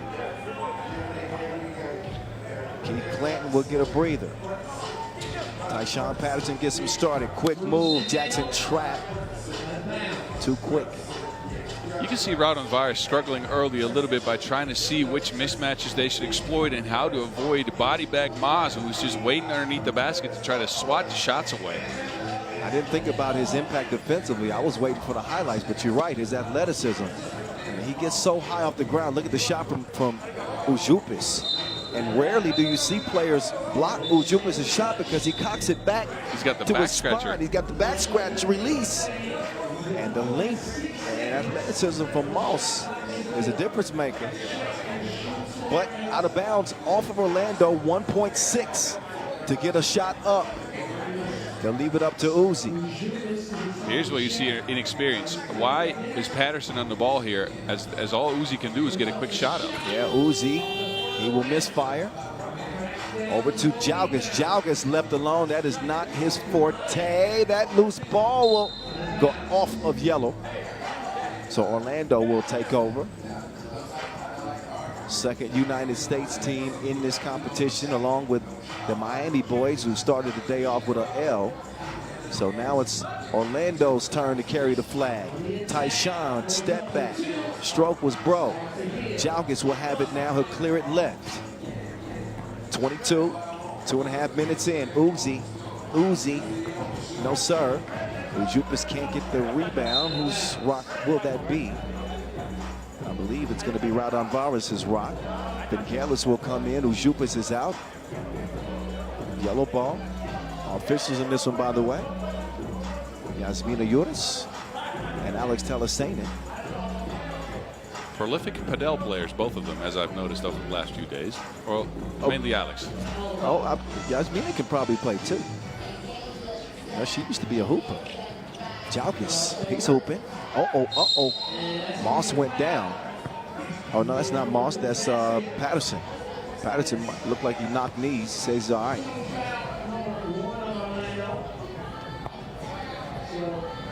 So he'll check out, and still a 2-2 tie. We'll see if Jalgis can break that tie. Jalgis 4.5 points per game last weekend. Did not have the touch from deep. Didn't make a single 2 in 10 attempts. And only got to the free throw line 3 times. So they need Evel Knievel to attack like he usually does. And certainly convert at the free throw line, which he usually does not. And there's another example. I don't know what it is with him in the free throws. Kupis elevates quickly. No. Moss with the reception. 2-ball on the way, no. Kumpis, Hezzy, drive on the baseline. Kumpis, no, great defense. Keith Clanton held him off. Meantime, it is Jackson Stratt. Knocked down his first 2 of this contest. Uzupis wants to get 2 back. Instead, he's going to drive. Oh, no. You can see the length of Orlando, mainly Moss here, is affecting Raudondvaris. They are out of their system. Look, they're already adjusting to a tournament without the Lithuanian here. Bukelis, again, not with the squad, but now they have to deal with the length and athleticism of these guys. They're taking shots that we never see them take. Completely has taken Raudondvaris out of their system. You know, normally like to start that action from the elbow with Bukelis being like the orchestrator, making the decision whether to pass. They look a little bit out of sorts. But they have experience, and obviously they played together before. Yeah, but against most teams, you can try to post up Bukelis and get some buckets there and a consistent, continuous stream of scores. Same thing with Jalgas, who you can usually get in a seal against someone, and that so far is not working. They're trying to get trapped, but they're only getting post-ups against him, not seals. So Moss and Clanton not on the same page. They'll turn that one over. A low score through about 3.5 minutes. Evil Knievel. Vingelis back to Jalgas. Jalgas, wow, defended well. Clanton. He'll hand it off. No good from Trapp. And now Bukelis and Moss getting tied up. Moss will get a whistle for that one. No argument from him. I like the fact that they're playing physical already, though. I mean, that's a good foul. But you're forced against this Raudondvaris squad and in this main draw to be more physical than you've been in the qualifying draw for sure. And I didn't see any physicality from them. But now they're holding, they're pushing a little bit. I don't mind it. Well, that's what Raudondvaris will do to you as Modestus makes easy work of the feet. Now Kumpis, he needs some help. Help! Help! Oh, he gets hit with an unsportsmanlike foul. He doesn't agree with it, but yeah. We see a replay. He was trying to hold his own. Once he got out of position defensively, just kind of wrapped up Clanton. And that'll put Keith at the line. A little strong.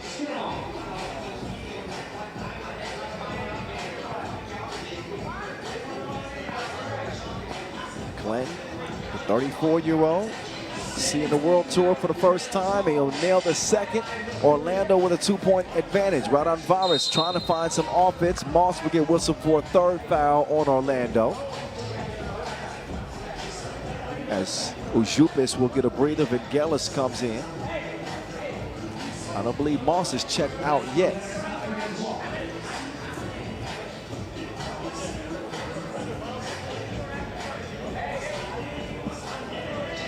Just past 4 minutes eclipsed in this 4th game of the day.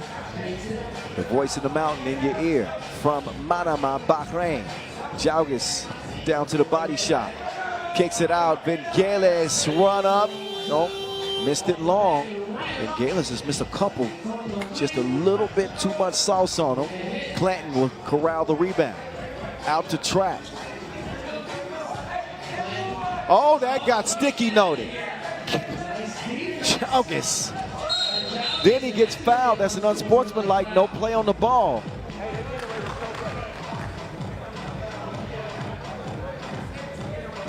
We've seen Vingelis miss a couple of shots here, but it's continuing a trend from last week in Abu Dhabi where he couldn't get a shot going as well.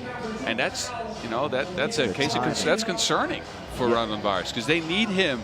He's on the season. He is a almost 40% 2-point shooter, and that's down because of last week. He was over 40%. Yeah.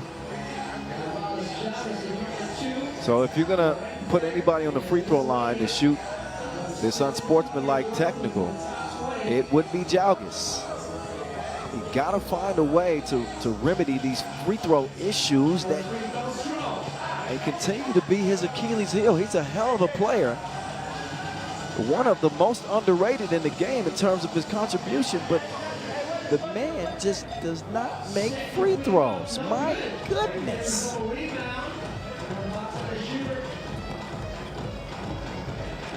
I was just told that I sound like Charles Barkley from Tusco. If I sounded like Charles Barkley, I would sound more like this. What the hell? Oh, no. There's the first one. Yep. Oh, get it out. And now Trap. He leaves it shy. Oh, that was interesting. 6-3. Yep, let's get a look at this. He's gonna drop the hammer like Odin's son. I felt that over here, boss. B. Moss giving us a little taste of that athleticism. That was at least a 5 on the Richter scale. But, hell, Kenny, he caught me in the middle of my Charles Barkley impression. Shut the hell up, Ernie. Okay, all right. I had to go back to it. I can do Shaq. I can just mumble into the microphone. Okay, give me a little shot. Nah. Oh, give me this though. Oh, he crossed him and then dropped the package off with authority. Aye. Ooh. Ooh, come on, give it to me quick before we start playing. Took too long, boss. Sorry. Dang, man. Vangelis from 18 feet. He finds the touch finally. Uh-oh. Vangelis quickly fouls Clan. 6-4 contest. Orlando's been in front from the start.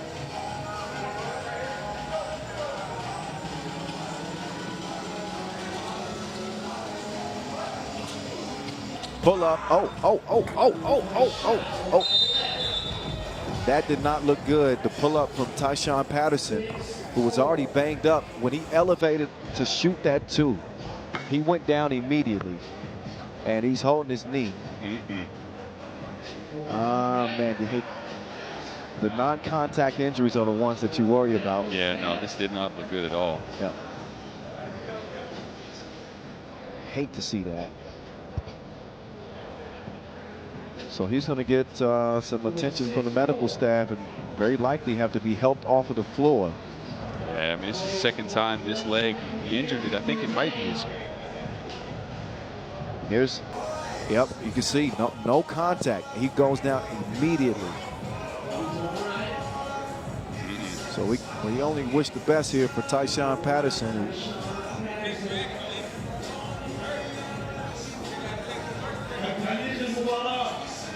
Yeah, he's down.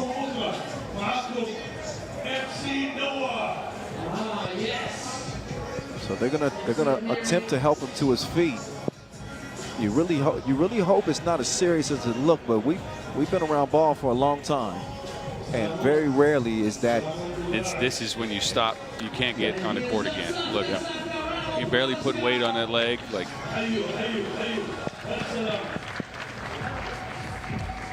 put a little bit of weight. That's putting a little bit of weight on that. That's an encouraging sign. And if he remains on the bench, then you got to think that there's at least a chance. But no, he's going to be helped off the floor now. So that's good, because otherwise he would have had to sub in on any shoelaces being untied. Right. You don't want that. So Patterson is out, and he'll get some medical attention. Try to give you an update on his status once we learn of something. Meantime, it's flight mode. Back to Vangelis. Vangelis is swatted twice.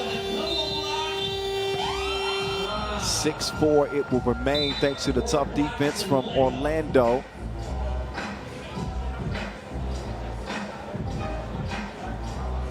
Orlando down a player, but Raudondvaris have not been able to score whatsoever against the length and athleticism of the guys from the United States of America.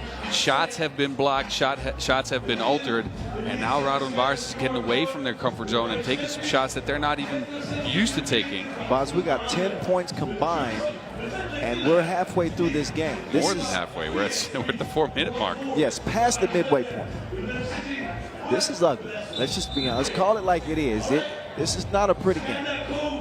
So, and for Raudondvaris in particular, they're an experienced team. To have 4 points is not acceptable. Anyway, Clanton, dime, deliver. Man, he was floating. Take a picture of that on the baseline. Moss with the finish, 7-4. Orlando playing with 3. Ujup is looking for 2. He's fouled. Contact on Moss. That's the 6th on Orlando. Because Ujupis was beyond that 2-point arc, he's going to shoot 2 free throws. Ujupis, one of the better two-way players in the league the past 4 years, has found himself out of the mix some here this season. He started the season late due to an injury, couldn't get in his flow, and the team was at that point kind of set going into the Olympics. So, you know, Ujupis does get the 2nd free throw to go, but this game has a completely different look and feel. If Jalgas doesn't miss 6 free throws in this contest, what is that Tyshawn Patterson back on the bench? Yep, he was getting stretched out, so apparently I think it was a bit of a cramp, a bad one. That looked scary. I thought his knee was done, but Nashon, listen, y'all. We're happy to report that Tyshawn Patterson is back on the bench. And if he's back on the bench, that means he might re-enter this game. All righty. Ujupis shot ugly, but his arch right. That's that cart right. Okay. You got to go back to the Carter too. Shot ugly, but my arch right. Come on, dog. Bark, bite. I haven't listened to the Carter 2 in so long. Right. Oh, all right. I like it. I like it, though.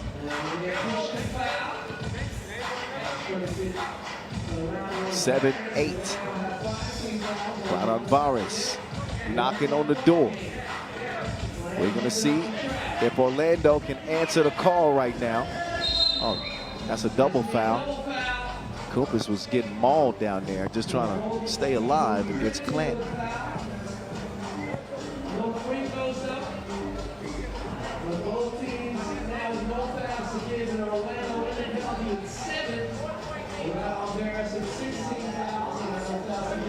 .258 exactly on the game clock in this Pool D action from Manama. Points have been few and far coming. Moss, no good. I think that might be the one weakness in his game so far in this tournament. He has not been able to knock a 2 down. Jalgas gets the hook to go. We're even now. Raudondvaris trying to see some momentum. Trap. They can't trap him. Quick step gets past Ujupis. 98. Now Uzi. Oh, that was basket interference. Shook the goal, which affected the chances of that shot going down, so that'll cost them. Back tied again.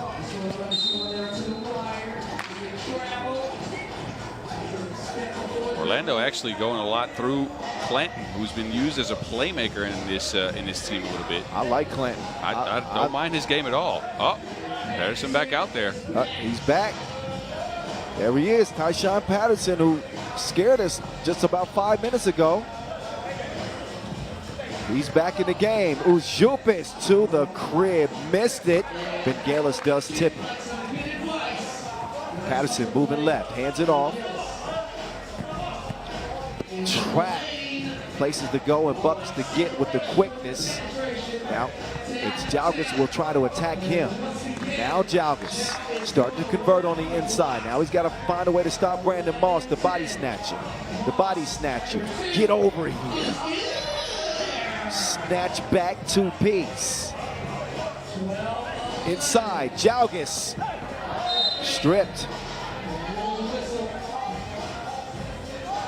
All right, so Patterson is used as a spot substitute now, which means he's only coming in for a few possessions at a time to give somebody a breather. Yeah, until they figure out the extent of that injury. They don't want to push it too much. Meantime, flight mode, that scoop does not go, but he does draw the 7th foul or 8th foul on Orlando. But good job from Kupis, putting his head down, forcing the action.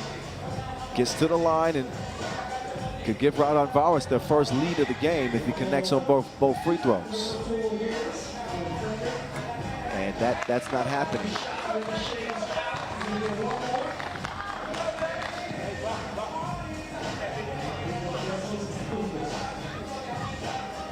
Kupis' second go at it, also not happening. They got more misses than wedding season on the free throw line. And if Raudondvaris don't pull this game out, they got to look in the mirror. This free throw line has been their Achilles heel. They've missed at least 7. I've lost count at this point. And that one saved by Orlando. Jason Trapp inside.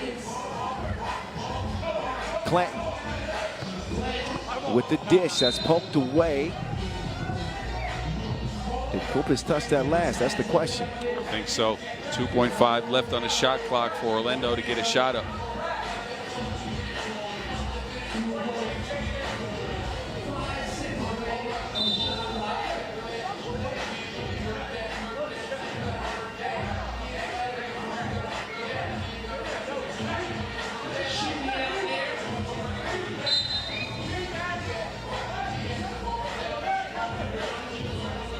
Minute 3 to play. 2-point advantage for Orlando. Survived the scare from Tyshawn Patterson, who's back, at least on the bench now. And, oh, wow. He got a banking account. What a shot from Jackson Trapp. He's got 6 points. Jalgis will fire. Was going to shoot free throws anyway on any defensive foul. But Jalgis hasn't made a free throw yet. Orlando at 9 fouls, and as you know, in this game, they're at the double bonus. Once you get to 10, every defensive foul is 2 free throws as well as possession. That's a spot you never want to be in. So Raudondvaris not out of this game yet, but they are going to have to convert some of these free throws at some point. Orlando with their biggest lead of the game at 4 points, 52 seconds left. And like Boz just said, at some point, Raudondvaris has got to take care of the freebies. Free throw shooting, such a critical aspect of 3x3, given that these teams are racing to 21 points. Every possession is hard enough, so you at the free throw line, uncontested, this is what I got to count. Jalgis got his first to go, and his first free throw make of the game.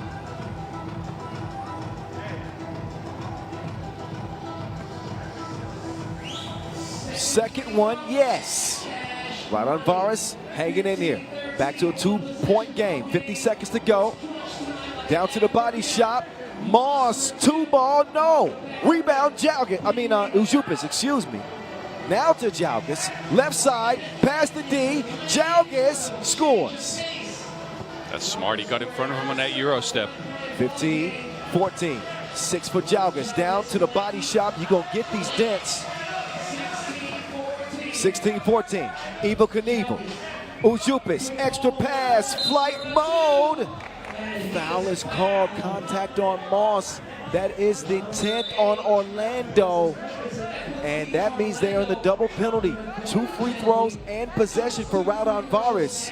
And if Raudondvaris can escape with a win in this game, first of all, Kupis has got to do what he's supposed to do at the free throw line. But the inexperience of Orlando will end up being their undoing. If, that's a big if. So we've seen 2 glaring issues. Free throw misses for Raudondvaris and inexperience for Orlando, and them picking up 10 fouls, and many of them unnecessary. Yeah, very much. I see one big other glaring difference, though. Pukelis not being here. I think that is really making a difference for this Raudondvaris squad, especially in the game where you have to adjust as quick as this one against Orlando. Uzi, up fake. Uzi, deflected. Out to Moss. 13 seconds. Moss with the ball fake. Gets clever with the layup attempt. It's cleaned up underneath. 2-point game, but for how long? Jalgis misses. Rebound to Orlando. Moss with one last shot, and he won't even need it. Orlando over Raudondvaris to start Pool D's action. Our qualifying draw team are qualified to be at this level, or so it seems. A Raudondvaris team without Aurelius Pukelis, and Orlando get that dub. They've won 3 straight. Their first appearance on the FIBA 3x3 World Tour. How about that, Boz? Off to a good start. And again, they brought it on offense, but they brought more defense than I thought they would. Again, The qualifying draw a whole different level. They didn't need to play as much on the defensive end. And this one, though, they came in with some lock-up defense. They altered shots. Their length made things very, very difficult for Raudondvaris, who could not find the mismatch that they usually exploit. So I don't mind this debut for Orlando at all. Well, they'll take it. 17-15 is all they needed. Raudondvaris, man, the free throw issues, they've got to find a way. And what you going to do with that? Nothing. Snatch, takeoff. That man's something serious. Keep an eye on B. Moss. He had a highlight reel working in this contest, and the brute down low, Keith Clanton, big body, going to work. Orlando with the W. We step aside for a quick break in the action, but we'll be back to it very quickly. And we'll get our second look at Miami in Pool A action against Hangzhou. That's coming your way just a couple of minutes. Don't you go nowhere. Don't you go nowhere.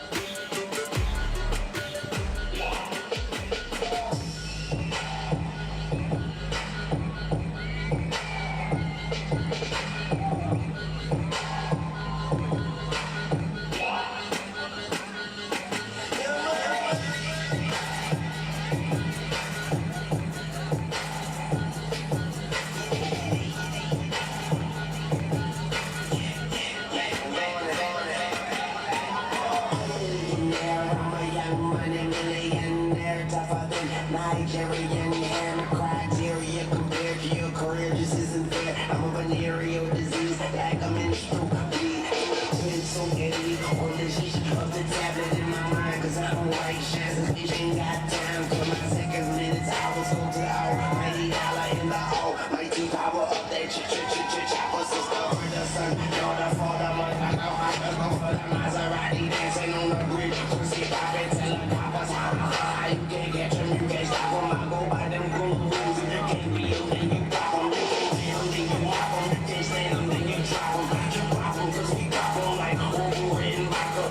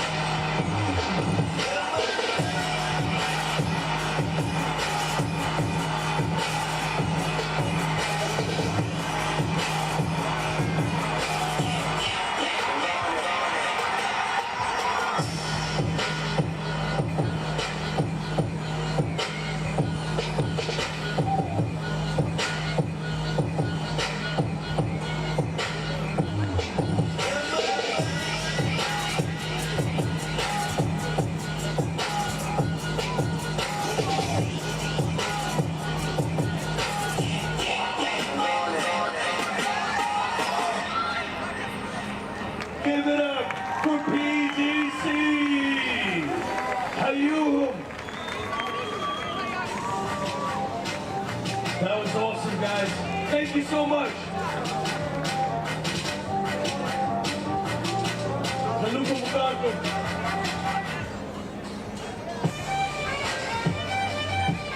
مباراة وايد مهمة. جاية الحين.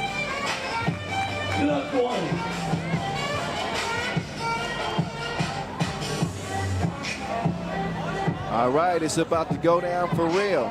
Or at least we hope. Team Miami, who did not look themselves in an opening loss, are looking to bounce back against a very pesky Hangzhou team. This is one they have to have if they hope to be playing on day 2 or have a shot at it. So we'll see if Miami bring their best to get back to the way they've been playing for the better part of 2024. Miami, all the way from the U.S. I'm curious about this squad. Look, if you look at their stats from the first game, they played a 21-8 loss against Chongming, 1 of 11 from long range. They got ran off the 2-point arc, and then they didn't finish inside the arc as well. They only shot 10 shots from 1-point land, made only 5. So if you're being ran off the line, if you want to go get layups, you got to convert. Look, we can point the fingers at all 4 of the guys, right? So it's not one single guy we have to single out here, but they are going to have to bring a whole different kind of energy in this one if they want to go along in this tournament. This is win or go home. Of course it is. Down to a, 20-7 record. Win percentage is not going to be affected so much, but I don't know if it's the quick turnaround, playing last weekend, or the climate change. I'm not making excuses for them, but something ain't right, and they got to fix it with the quickness. Because Hangzhou is not a team that you can look past. They are scrappy. They are tough. They will get after you. They got size. They got strength. And we'll see what they bring. Out first in green is Alexander Bursak. Dusan Samardzic. Milan Kovacevic. And Goran Vidovic.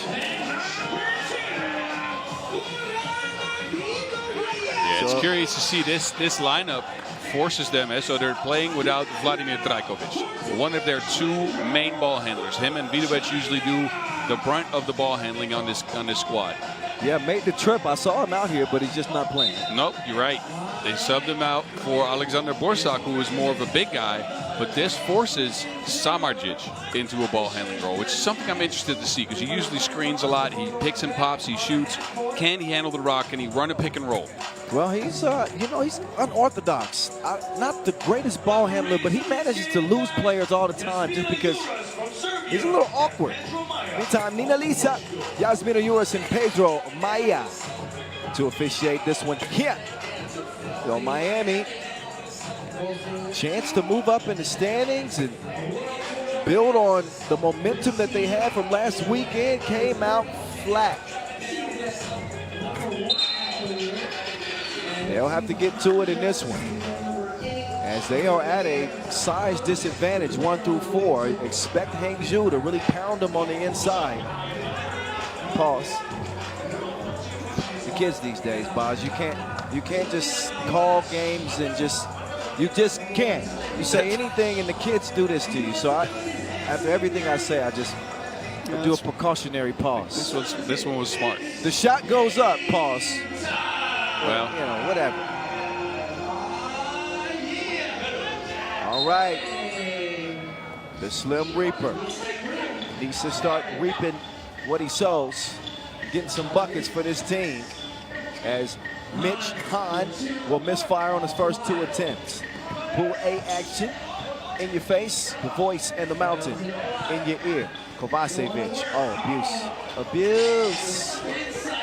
He's a load. He is, and look, this is what Miami had trouble with in their first game, the inside defense on Cameron Forte for Chongming. Now they got to guard Kovacevic, who is, well, I'm not going to say as much of a load, but he is a bruiser. No, he's a tough defender on the inside, and he's a bruiser on offense if he gets a matchup that's ideal for him. If he gets, Parrott, if he gets Travis, if he gets Bardsley on him in the post, he's going to attack, I promise you. Bones trying to shake loose from Hahn. Crossover, pull up. Nope. Parrott is down. Parrott showing some frustration. He's not at his best when he's talking with the officials. All right, he's not liking the physicality in this game as well as the last game they played. Well, he got to get used to it. He'll screen. Got a green foul. So get reset, top of the key with a fresh 12. Miami, the #1 seed here in Manama. Oh, nobody there. Dylan Travis left lonesome, and he finishes with the lay. One apiece. Oh, what? Vidovic, he glitched. If it hadn't been for a foul on the inside, that would have been a travel call on him.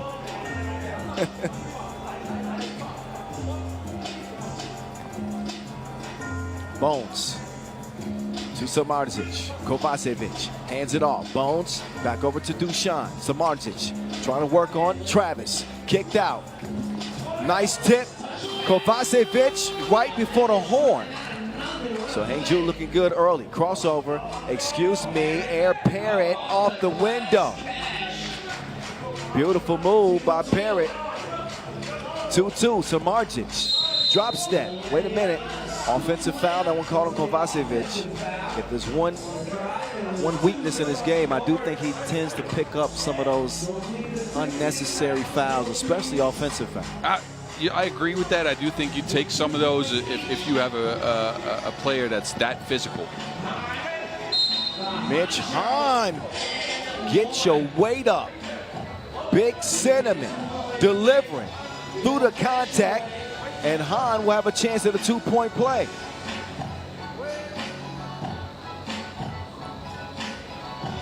Mitch Hahn, leading scorer from Abu Dhabi. Can be a lights-out shooter if given the rock and the opportunities. 4-2, Bones. Trying to get rid of Bardsley. Defensive breakdown leads to a wide-open look for Kovacevic. Nah, bro. Must-win situation for Miami. Who would have thought that Orlando would be winners and Miami would not? Travis, no.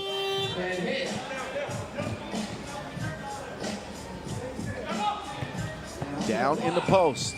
Oh, Hahn trying to get clever and draw a foul, but the officials were not buying what he was selling. Oh, I like your cut, G. Miami shifted into more movement, more cuts off ball, and I think that's working so far. Uh-oh. That is a mismatch. Oh, that was going to be trouble. Bardsley, though, smartly fouls. Keep an eye on the foul situation, though, because obviously 7 puts you in the penalty. 2.5 minutes in, both teams with 3 apiece. So Marzic will get it checked up top of the key. Here we go. Down low, Bones, faker. Sent Parrott flying. And contact, trying to stop Hahn on the backdoor cut. And foul whistle on Bursac.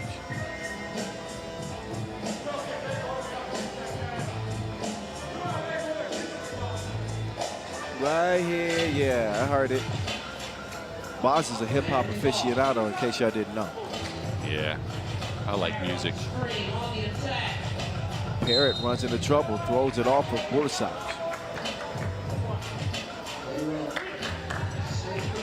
That's DJ Lash. You have to give me some props. Noah Lazarus on the mic as well. Shout out to Noah. Parrott forces the 2 up and gets it to go down.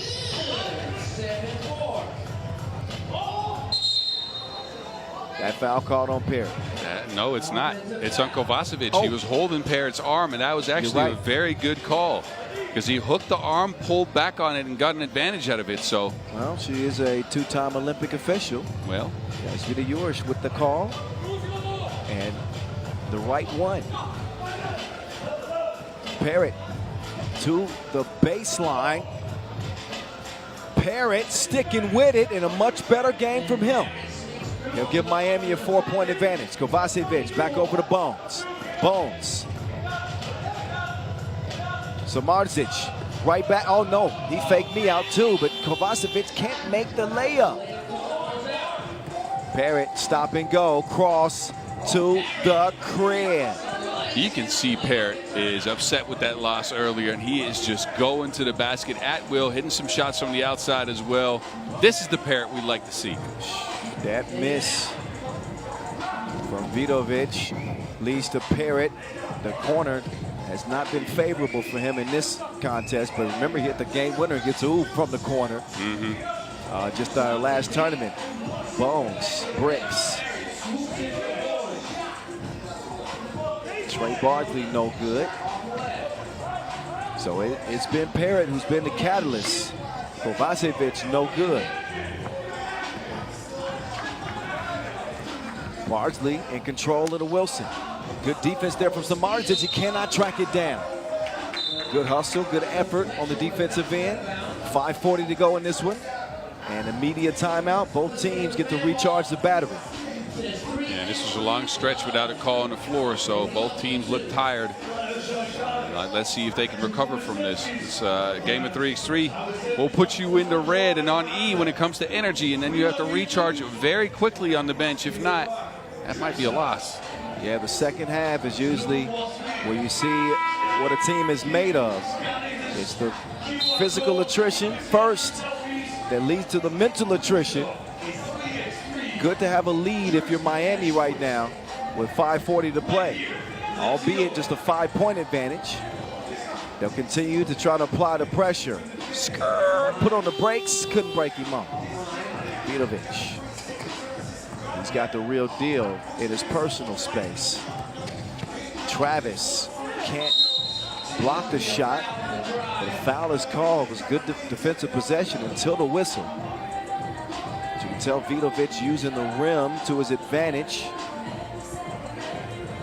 And Goran at the line. He was telling us how he's been back in the weight room.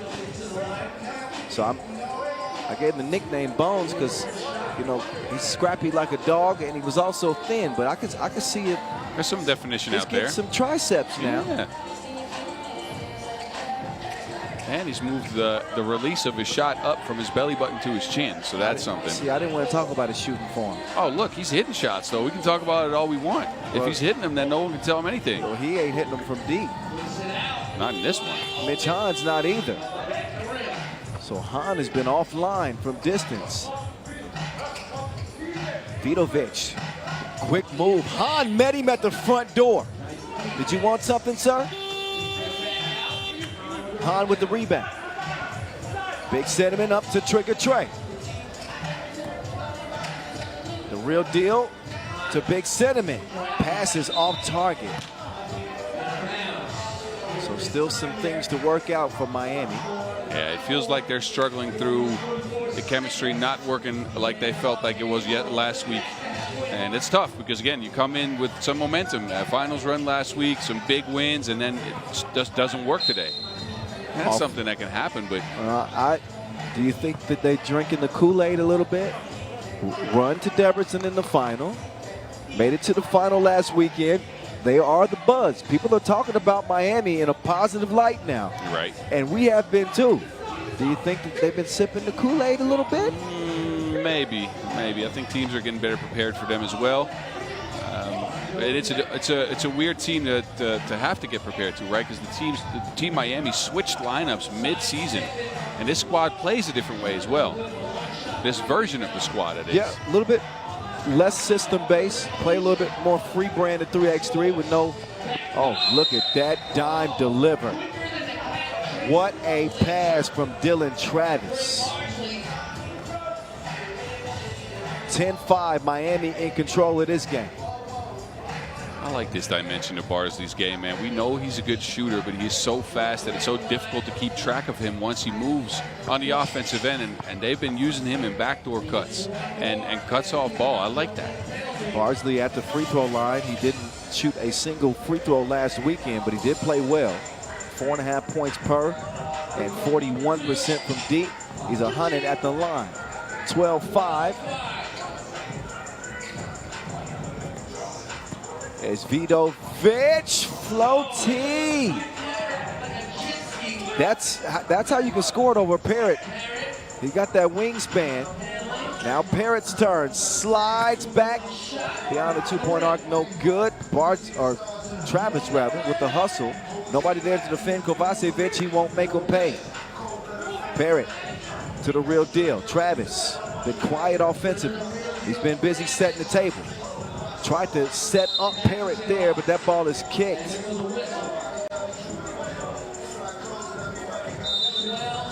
Kovacevic has gotten a couple of open looks from beyond the 2-point arc, and he has not been able to knock him down. Usually a competent shooter, again, not a big volume, but He will knock some down on you. I think you become a liability in 3x3. Any player on your team that can't knock down open shots, to me, should be considered a liability. No, agreed. Versatility is king in 3x3. Agreed. And look, he was knocking him down earlier in the season. I think mainly on the challenger circuit though. So there's a big disparity between his volume and shots from beyond the 2-point arc. World Tour hit different. Yo, he is 39% on the challenger circuit and 17% on the World Tour.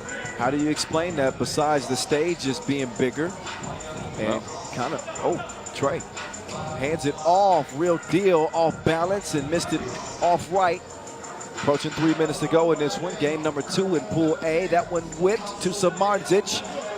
And he will give Hangzhou their 7th point. Still a 5-point deficit. Trigger, Trey. Ooh, narrow miss. These goals, they ain't loyal. Bars has got to keep firing though. Just readjust the shot. Backdoor, fine Han finish. Hangzhou still has not adjusted to the Miami team running this backdoor over and over again. Almost every transition opportunity is something they start with and then go in a different motion. Reach-in foul called on Han. That is the 5th on Miami, and that was a shooting foul. So that will put Goran Vidovic at the line. Really good player when he puts his head down, plays downhill, attacking the rack. Hangzhou, though, have not performed well in 2024. I believe they're 20th in the World Tour standings as that free throw goes begging. Yeah, and we've talked about this at length, right? And they showed us last year what they can be at peak powers when they went to the finals in Constanta and won them. Man, Han went high for that rebound. Travis will make good on his 2nd opportunity. 15-7, 8-point difference for Miami. Vidovic inside, Bursak, good. Real deal. That was deflected, shot off. Samardzic lines one up, no good. Han with the steal, and it's stolen back. It should be a jump ball, and I believe it should be for Green because Han got possession. And then Samardzic tied him up. Han doesn't understand it, but that's how I saw it. Would you say so? Let me check. Okay, so Han will get possession to me there. Oh, maybe he didn't fully get it. No, doesn't look like it. But who was the possession with then? Because Vidovic didn't have it, so it must be with Han, just by default. Yeah, you know, I was certain at first, but now I'm indifferent about that. Anyway, the ball will be awarded to Green. Vidovic. Oh, no. Han, cross. Hezi. Big sentiment. Up to air. Parrot. Flight. Delivers.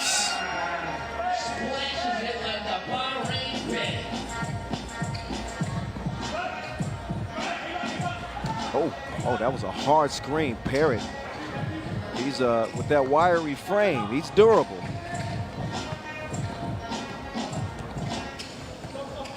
Samardzic almost has it stolen. Quick hands, knocks it out with 6 seconds left on the shot clock. And 1 minute left. Miami running away with this thing. This is exactly what they needed. Yeah, they needed to score a lot of points, and they needed to keep Hangzhou down in points in case of a 3-way tie. They want to get to 21 though, so you'll see them up the shots from the long range a little bit here in the last 2 minutes, in the last 60 seconds. Hangzhou flat in this one. Actually, with 60 seconds, I actually wouldn't fire a bunch of twos yet. No, you get some ones first, and then try to go and get that last shot to go down when you get to 19. But it is something you're going to see, because again, they have to be wary of a 3-way tie. So with 60 seconds left,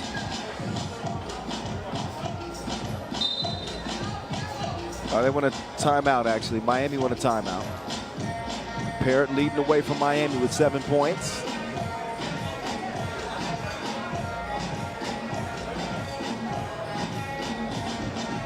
And Miami looking to close this game with a 4-0 run. That would give them a margin of victory of 13 points. Again, after losing their opener to start the day against Chongming, they only managed 8 points in that game. Inside they go. Kovacevic kicked out. Bursak got it up before the horn.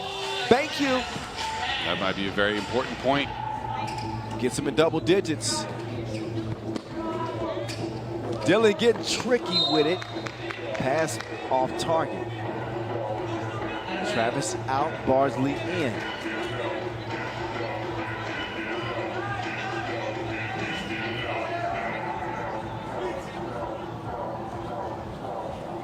Kovacevic and Vidovic. Up top, Milan. That had no chance. Sidewinder. Man, he missed everything but glass. Air Parrott playing with his food. He will finish. 8 point for Parrott. 23 seconds left, so Miami would love to add a couple of more points. They're going to give that one up. So they lead it by 7. Barsley nearly has it stolen away. He'll get it to Parrott. Parrott, no. Final 8 seconds. Kovacevic, this could matter. Pushing the back called on Vidovic. Yeah, it's going to be 2 free throws. This is what Miami wanted. Stop the clock, get a couple of easy points on the board. And again, in case of a 3-way tie, they need to score as many points as possible, and they want Hangzhou not to score points. Big free throws for James Parrott, who at times has struggled from the line. He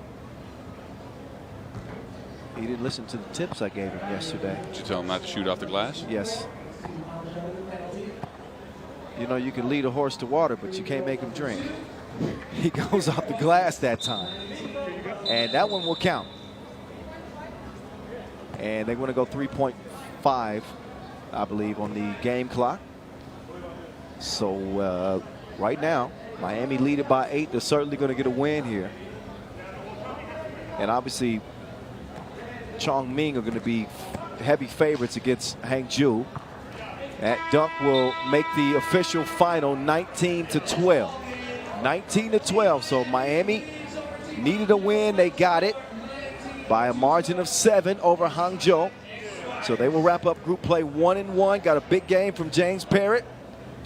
And now there'll be spectators for the final game in the group with Chongming and Hangzhou later on today. So what do you think about that response? Was that... I think this is what we wanted to see out of Miami. I don't think they clicked like they were doing last week, right? They were still struggling from 2 points. They couldn't find the person to go to. But they fought hard, and that's what you want to see. You want them to scrap, you want them to claw, and they got the win they needed.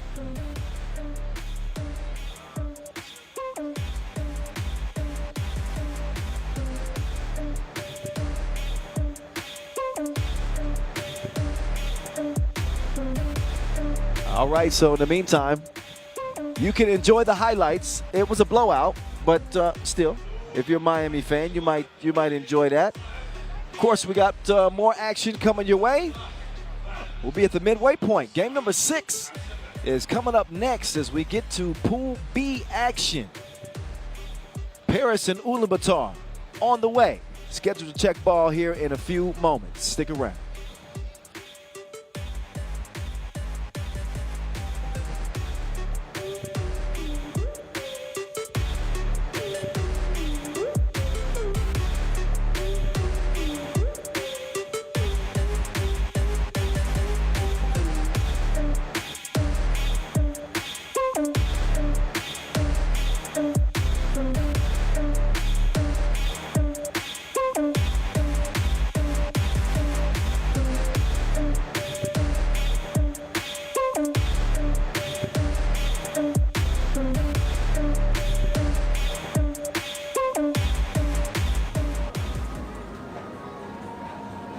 Before our main draw, game 6 coming up next, we got Team Paris from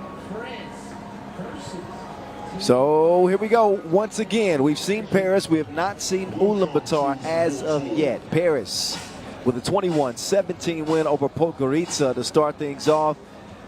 Hugo Suhar with 7 points in that contest, coming in hot off that Taipei Challenger win and looking to go 2-0 and win Pool B.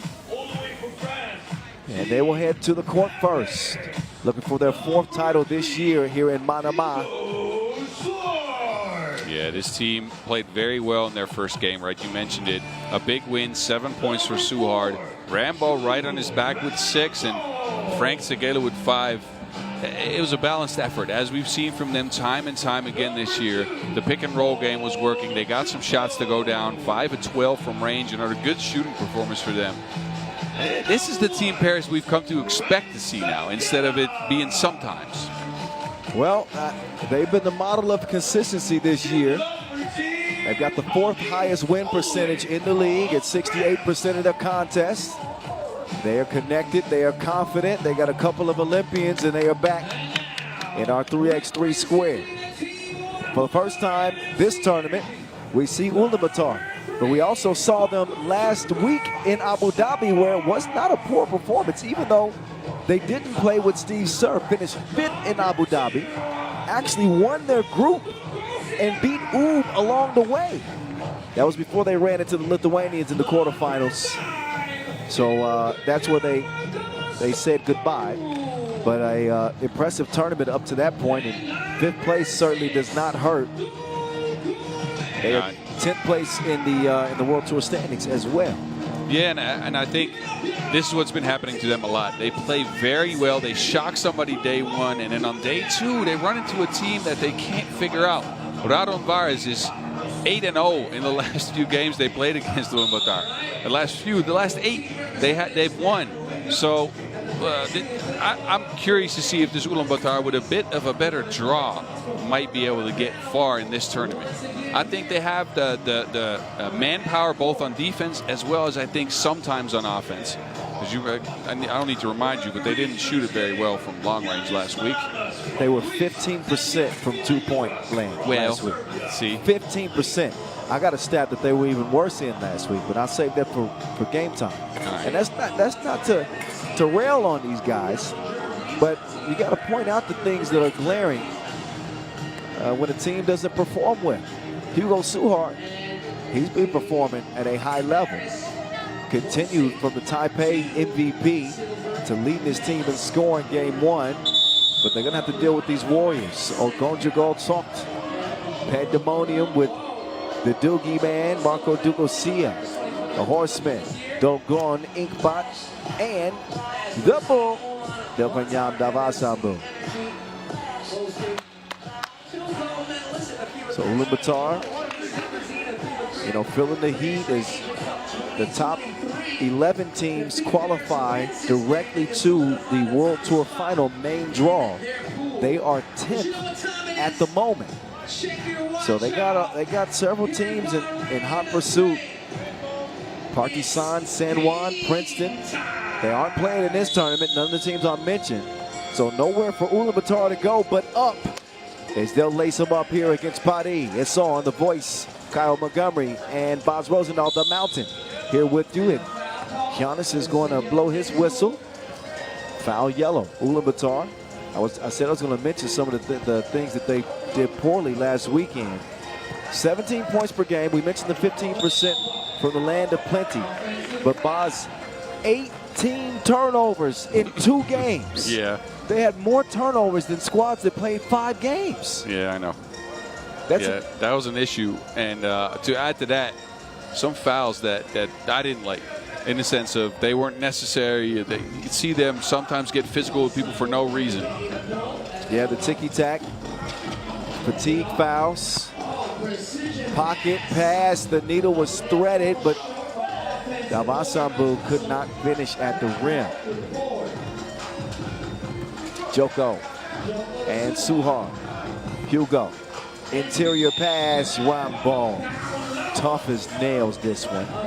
He will score it over Davasambu plus the foul, Jules Rambo.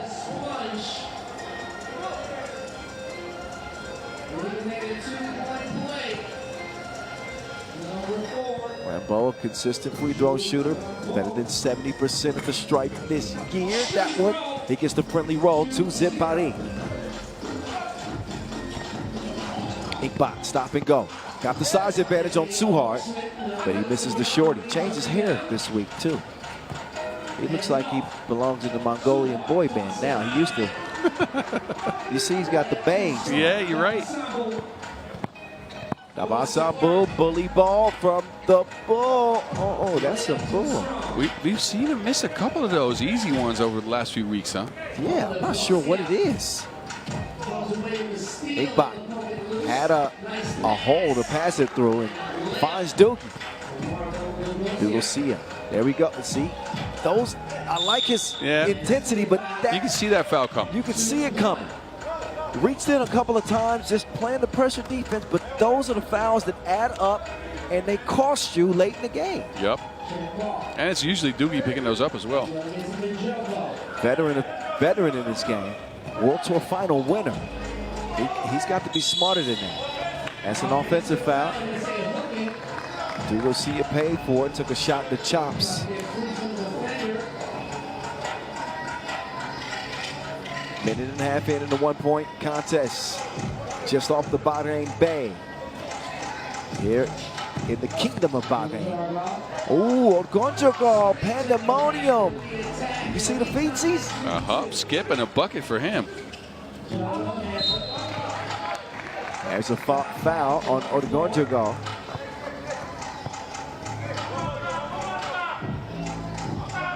Segela up top to get things checked up. Paris trying to make a run to the final for the 5th time in 6 Masters this year.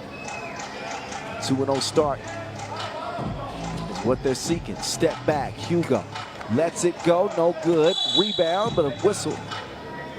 That one called on Segela, it seems. He thought the foul was on yellow. He was giving he was like, Giannis thank you. the thumbs up. He's like, yeah good call. Merci beaucoup. What? Anyway, you got a D up now. Navasambu, Inkbot. I think not. Gun missed every 2 attempt that he took in Abu Dhabi. Crossover. Joker draws the foul. Paul Joker.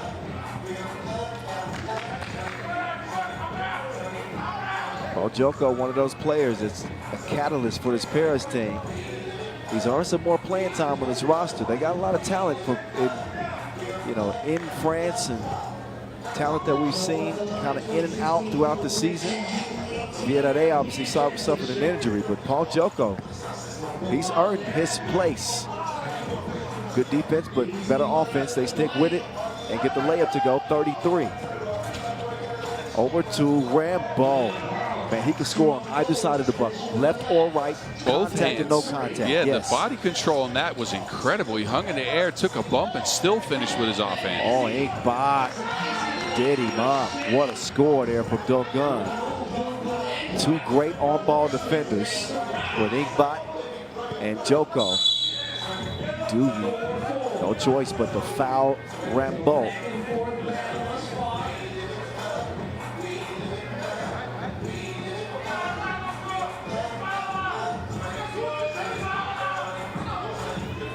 Three minutes in, 4-4 tie. Paris from the elbow. Hand off to Suhard. He's going to draw the attention from the defense beyond that arc, and he will find a wide open Frank Segela, who drills it.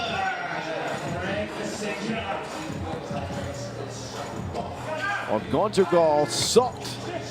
Not good that time. He's not normally taking a bunch of twos out there. He's going to leave that up to Inkbot. He finally is able to sink one. First 2-piece in the game for the Horsemen. Yeah, watch out. His Inkbot is one that can go on a tear, right? If he hits one, he can hit a couple in a row. Needle threaded right up the seam to Rambo. And Rambo staying active defensively.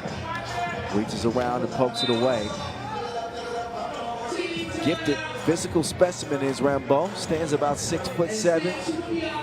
And as strong as one of the top interior defenders in the game. We probably need to look at that list again. Yeah, his ascension has been great to watch. I think I've mentioned this before, but I saw him kind of grow up from the Nations Leagues, the youth squads for the French, into a major player now on the world stage. I think one of the premier big men because of what he brings, right? Interior defense, shot blocking ability, but also his roll to the basket. In general, he doesn't do anything crazy, anything out of character. He's a very, very solid big and enables Paris to play the style they play. 7-6, Paris not leading comfortably. Oh, Basambu were crossing his back. He ended up losing the handle, but I'm sure Joko wasn't prepared for that. Ball up top, 2.2 left. So Dugassi is going to have to force one up. Does he shoot this with off 2 feet or one leg? He doesn't shoot at all. Oh, wow. They saved by the bell. That's by design too. I like how they played that. Well, oh, that is a delicious dish. Ooh la la, say ooh. What a pass from Rambo, unbelievable. Look at this dime. Keep the change, you filthy animal.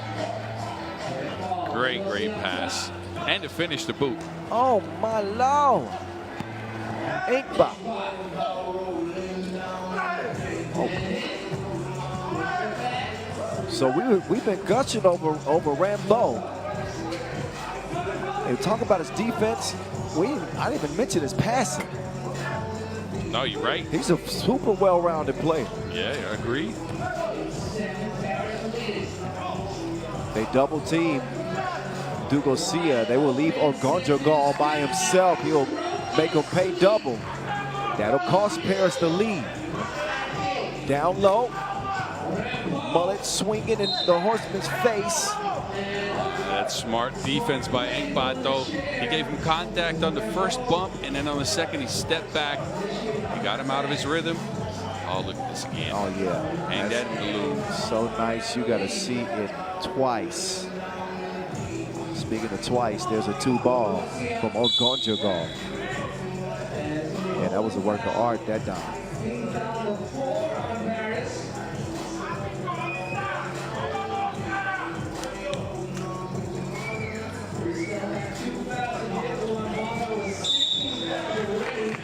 Offensive foul, 9-8 contest. Have to look back, but now most of the games have gone the limit. I think they have almost all of them. A couple of 21. We got a 21-8 game. Actually, so a lot of them went to 21 so far. Okay, just feels like, I guess. Yeah, it has been a slow play. The Chongming, Paris, and Riffa in their first game, all three got to 21. The last two have been under they've gotten to the limit. Ah, that's right. It's the last two. It's the recent memory that threw me off. That's okay. We're past the midway point of this one. 6th game of 12 here in Manama. Back again, 2nd straight year. Last year was Partisan who won here at this particular Masters. They are not playing this year. Neither do we have Oob, who are top the standings, or Amsterdam, who won their 2nd title this year just last week in Abu Dhabi. You remember us talking about ticky-tack fouls at the start of the game? Take a look at Ulaanbaatar's foul tally right now. 4:45 left in the game. They're at 8 fouls. They're giving up 2 free throws on pretty much nothing right now. That's not high IQ 3x3. Yeah, we both made note of it. And with 8 fouls and 4:45 left in the game clock, that's an eternity in 3x3. Yes. And Paris are a good free throw shooting team. Basambu bullying his way to the bucket. He converts it. But Paris will continue their attack. Rambo with the soft touch. Inkbot. That move wasn't going nowhere. That matchup between him and Joko is a good one to watch, though. They're both trying to attack each other. Both really good defenders, both athletic. What's that game system that you were in love with that you can hold in your hand? Oh, the Steam Deck. Steam Deck. I was curious. I was thinking about something. Don't worry. It'll come out. Okay, all right. 11-10. Dalasambu from the elbow. Double foul. So while Ulaanbaatar are in this game, the fouling situation is pretty dire for them, because now that's the 9th. A 10th foul would not only give Paris 2 free throws, but possession as well. Double penalty is nowhere you want to be. That ball, oh, they can't find Segala. He was going to be wide open for a look, but luckily for Ulaanbaatar, they mishandled the rock, and they'll take over after a media timeout. 11-10 advantage for Paris. But Ulaanbaatar on the brink of being in the double penalty. Yeah, not a good spot to be. And again, the ticky-tack fouls at the start of the game now coming back to haunt them. The next 4 minutes are going to be either very disciplined for Ulaanbaatar, or they're going to give up a lot of points from the free throw stripe. There's another look at that dish, and his finger licking good. 3:51. Here we go. One more game. Got a tight one. The Doogie man attacking Hugo. Doogie from the corner. No. Joko lost him with the jab step. Ooh, couldn't finish the leg. That would have been pretty. Aikbot, I think not. Joko with the D there. Suhard comes around. Suhard kicks it. Rambo is having himself a game. He's got 8 points in this contest. And he was tapping his fade. The mellow, right? Yep. Ulaanbaatar undeterred. They stay within 2 points. Suhard, he wants to get in on the action. That man stay well. He need a bath towel. 15-11. Pull back. Suhard decides not to D up. The disrespect. So from mullet to man bun, they are baking. 17-11. Jules Rambo and Hugo Suhard. The killer combo for Paris.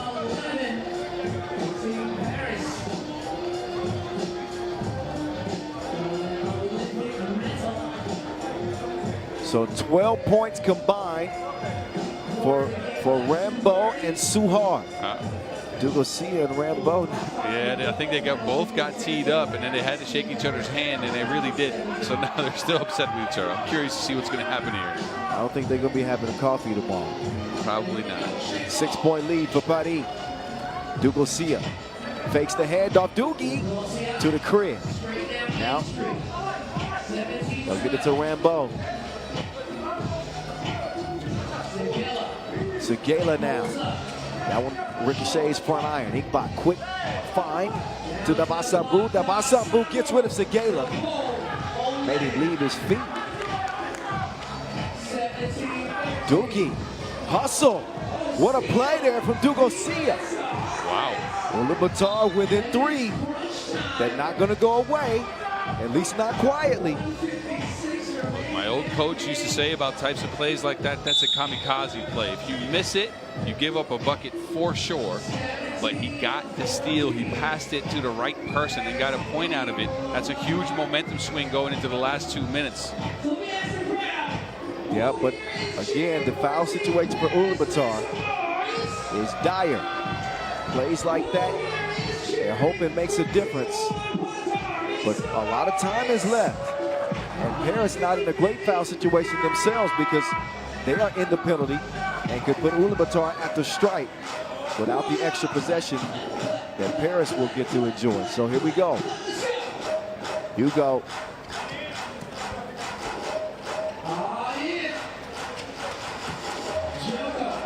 Joko left alone. He winds up from 2 range.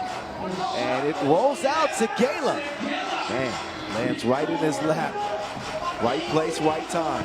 The Bull on the charge. Davasambu off the square. Minute 30 to go. Joko navigating through the lane. That was beautiful.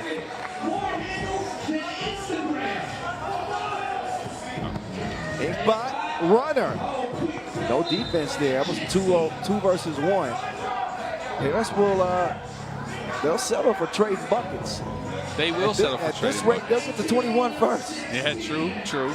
But Doogie's back in the game, so you know he's going to try to go for a steal or something else again.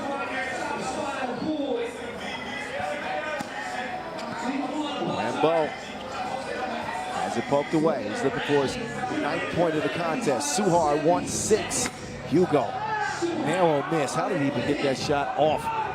Doogie was right there, all up in his grill. And then active hands, Suhar. He will poke that away, and 7 seconds left on the shot clock. A minute left in the game.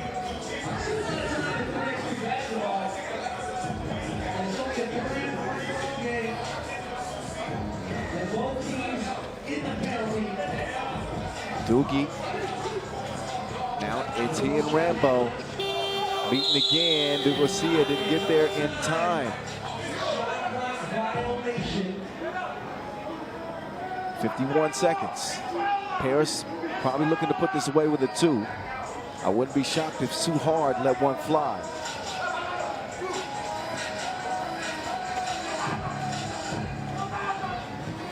Here's Suhard, ISO game. He dials up his own number, and he cannot hit it that time. Dugarcia and Inkbot. Inkbot to the Bull. Davasambu with the smaller Suhard. This should be light work for him, but he misses another layup before finally converting. Ulaanbaatar down 2 now. Now it's crunch time. 24 seconds left in the game. 6 on the shot clock. Joko crossover. Couple of them. Driving left, faded. What a shot. What a shot from Paul Joko. 10 seconds left. 2 ball, no. Long rebound. Dugarcia, they need to tie. Doogie, no. Bull. He'll sprint out to Tulane. He will does not get the shot up. Paris 2-0 with a 3-point win over Ulaanbaatar. Well played down the stretch here by Paris. Ulaanbaatar seemed to grab a little bit of the momentum off that Doogie steal, but they kept their heads cool, got the scores they wanted. Big bucket by Joko, though. That 1-foot fader on the baseline was a kind of a much-needed bucket, too. Man, that was clutch indeed. And Paris continued the winning ways. They improved to 17-7 on the year. As we get a look back at the highlights in that one, credit Ulaanbaatar for fighting. Now they're going to have to fight for their quarterfinal lives if they hope to move on. They will battle with Podgorica. Got to think they like their chances in that one, but they got to win it if they hope to be playing on day 2. So that's that for that one. Now we will get ready to take a break and also have our opening ceremony, boss.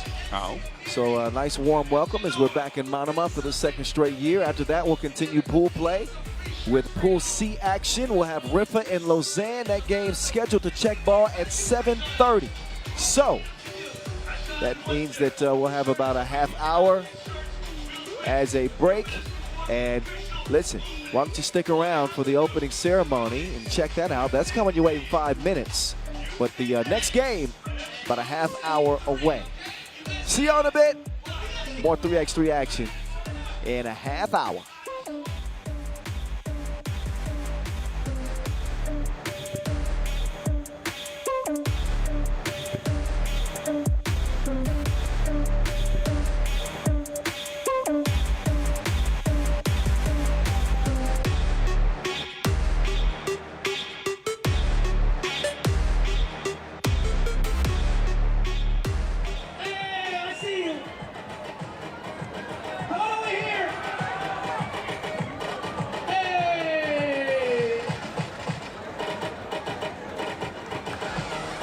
بنرجع بعد حفل الافتتاح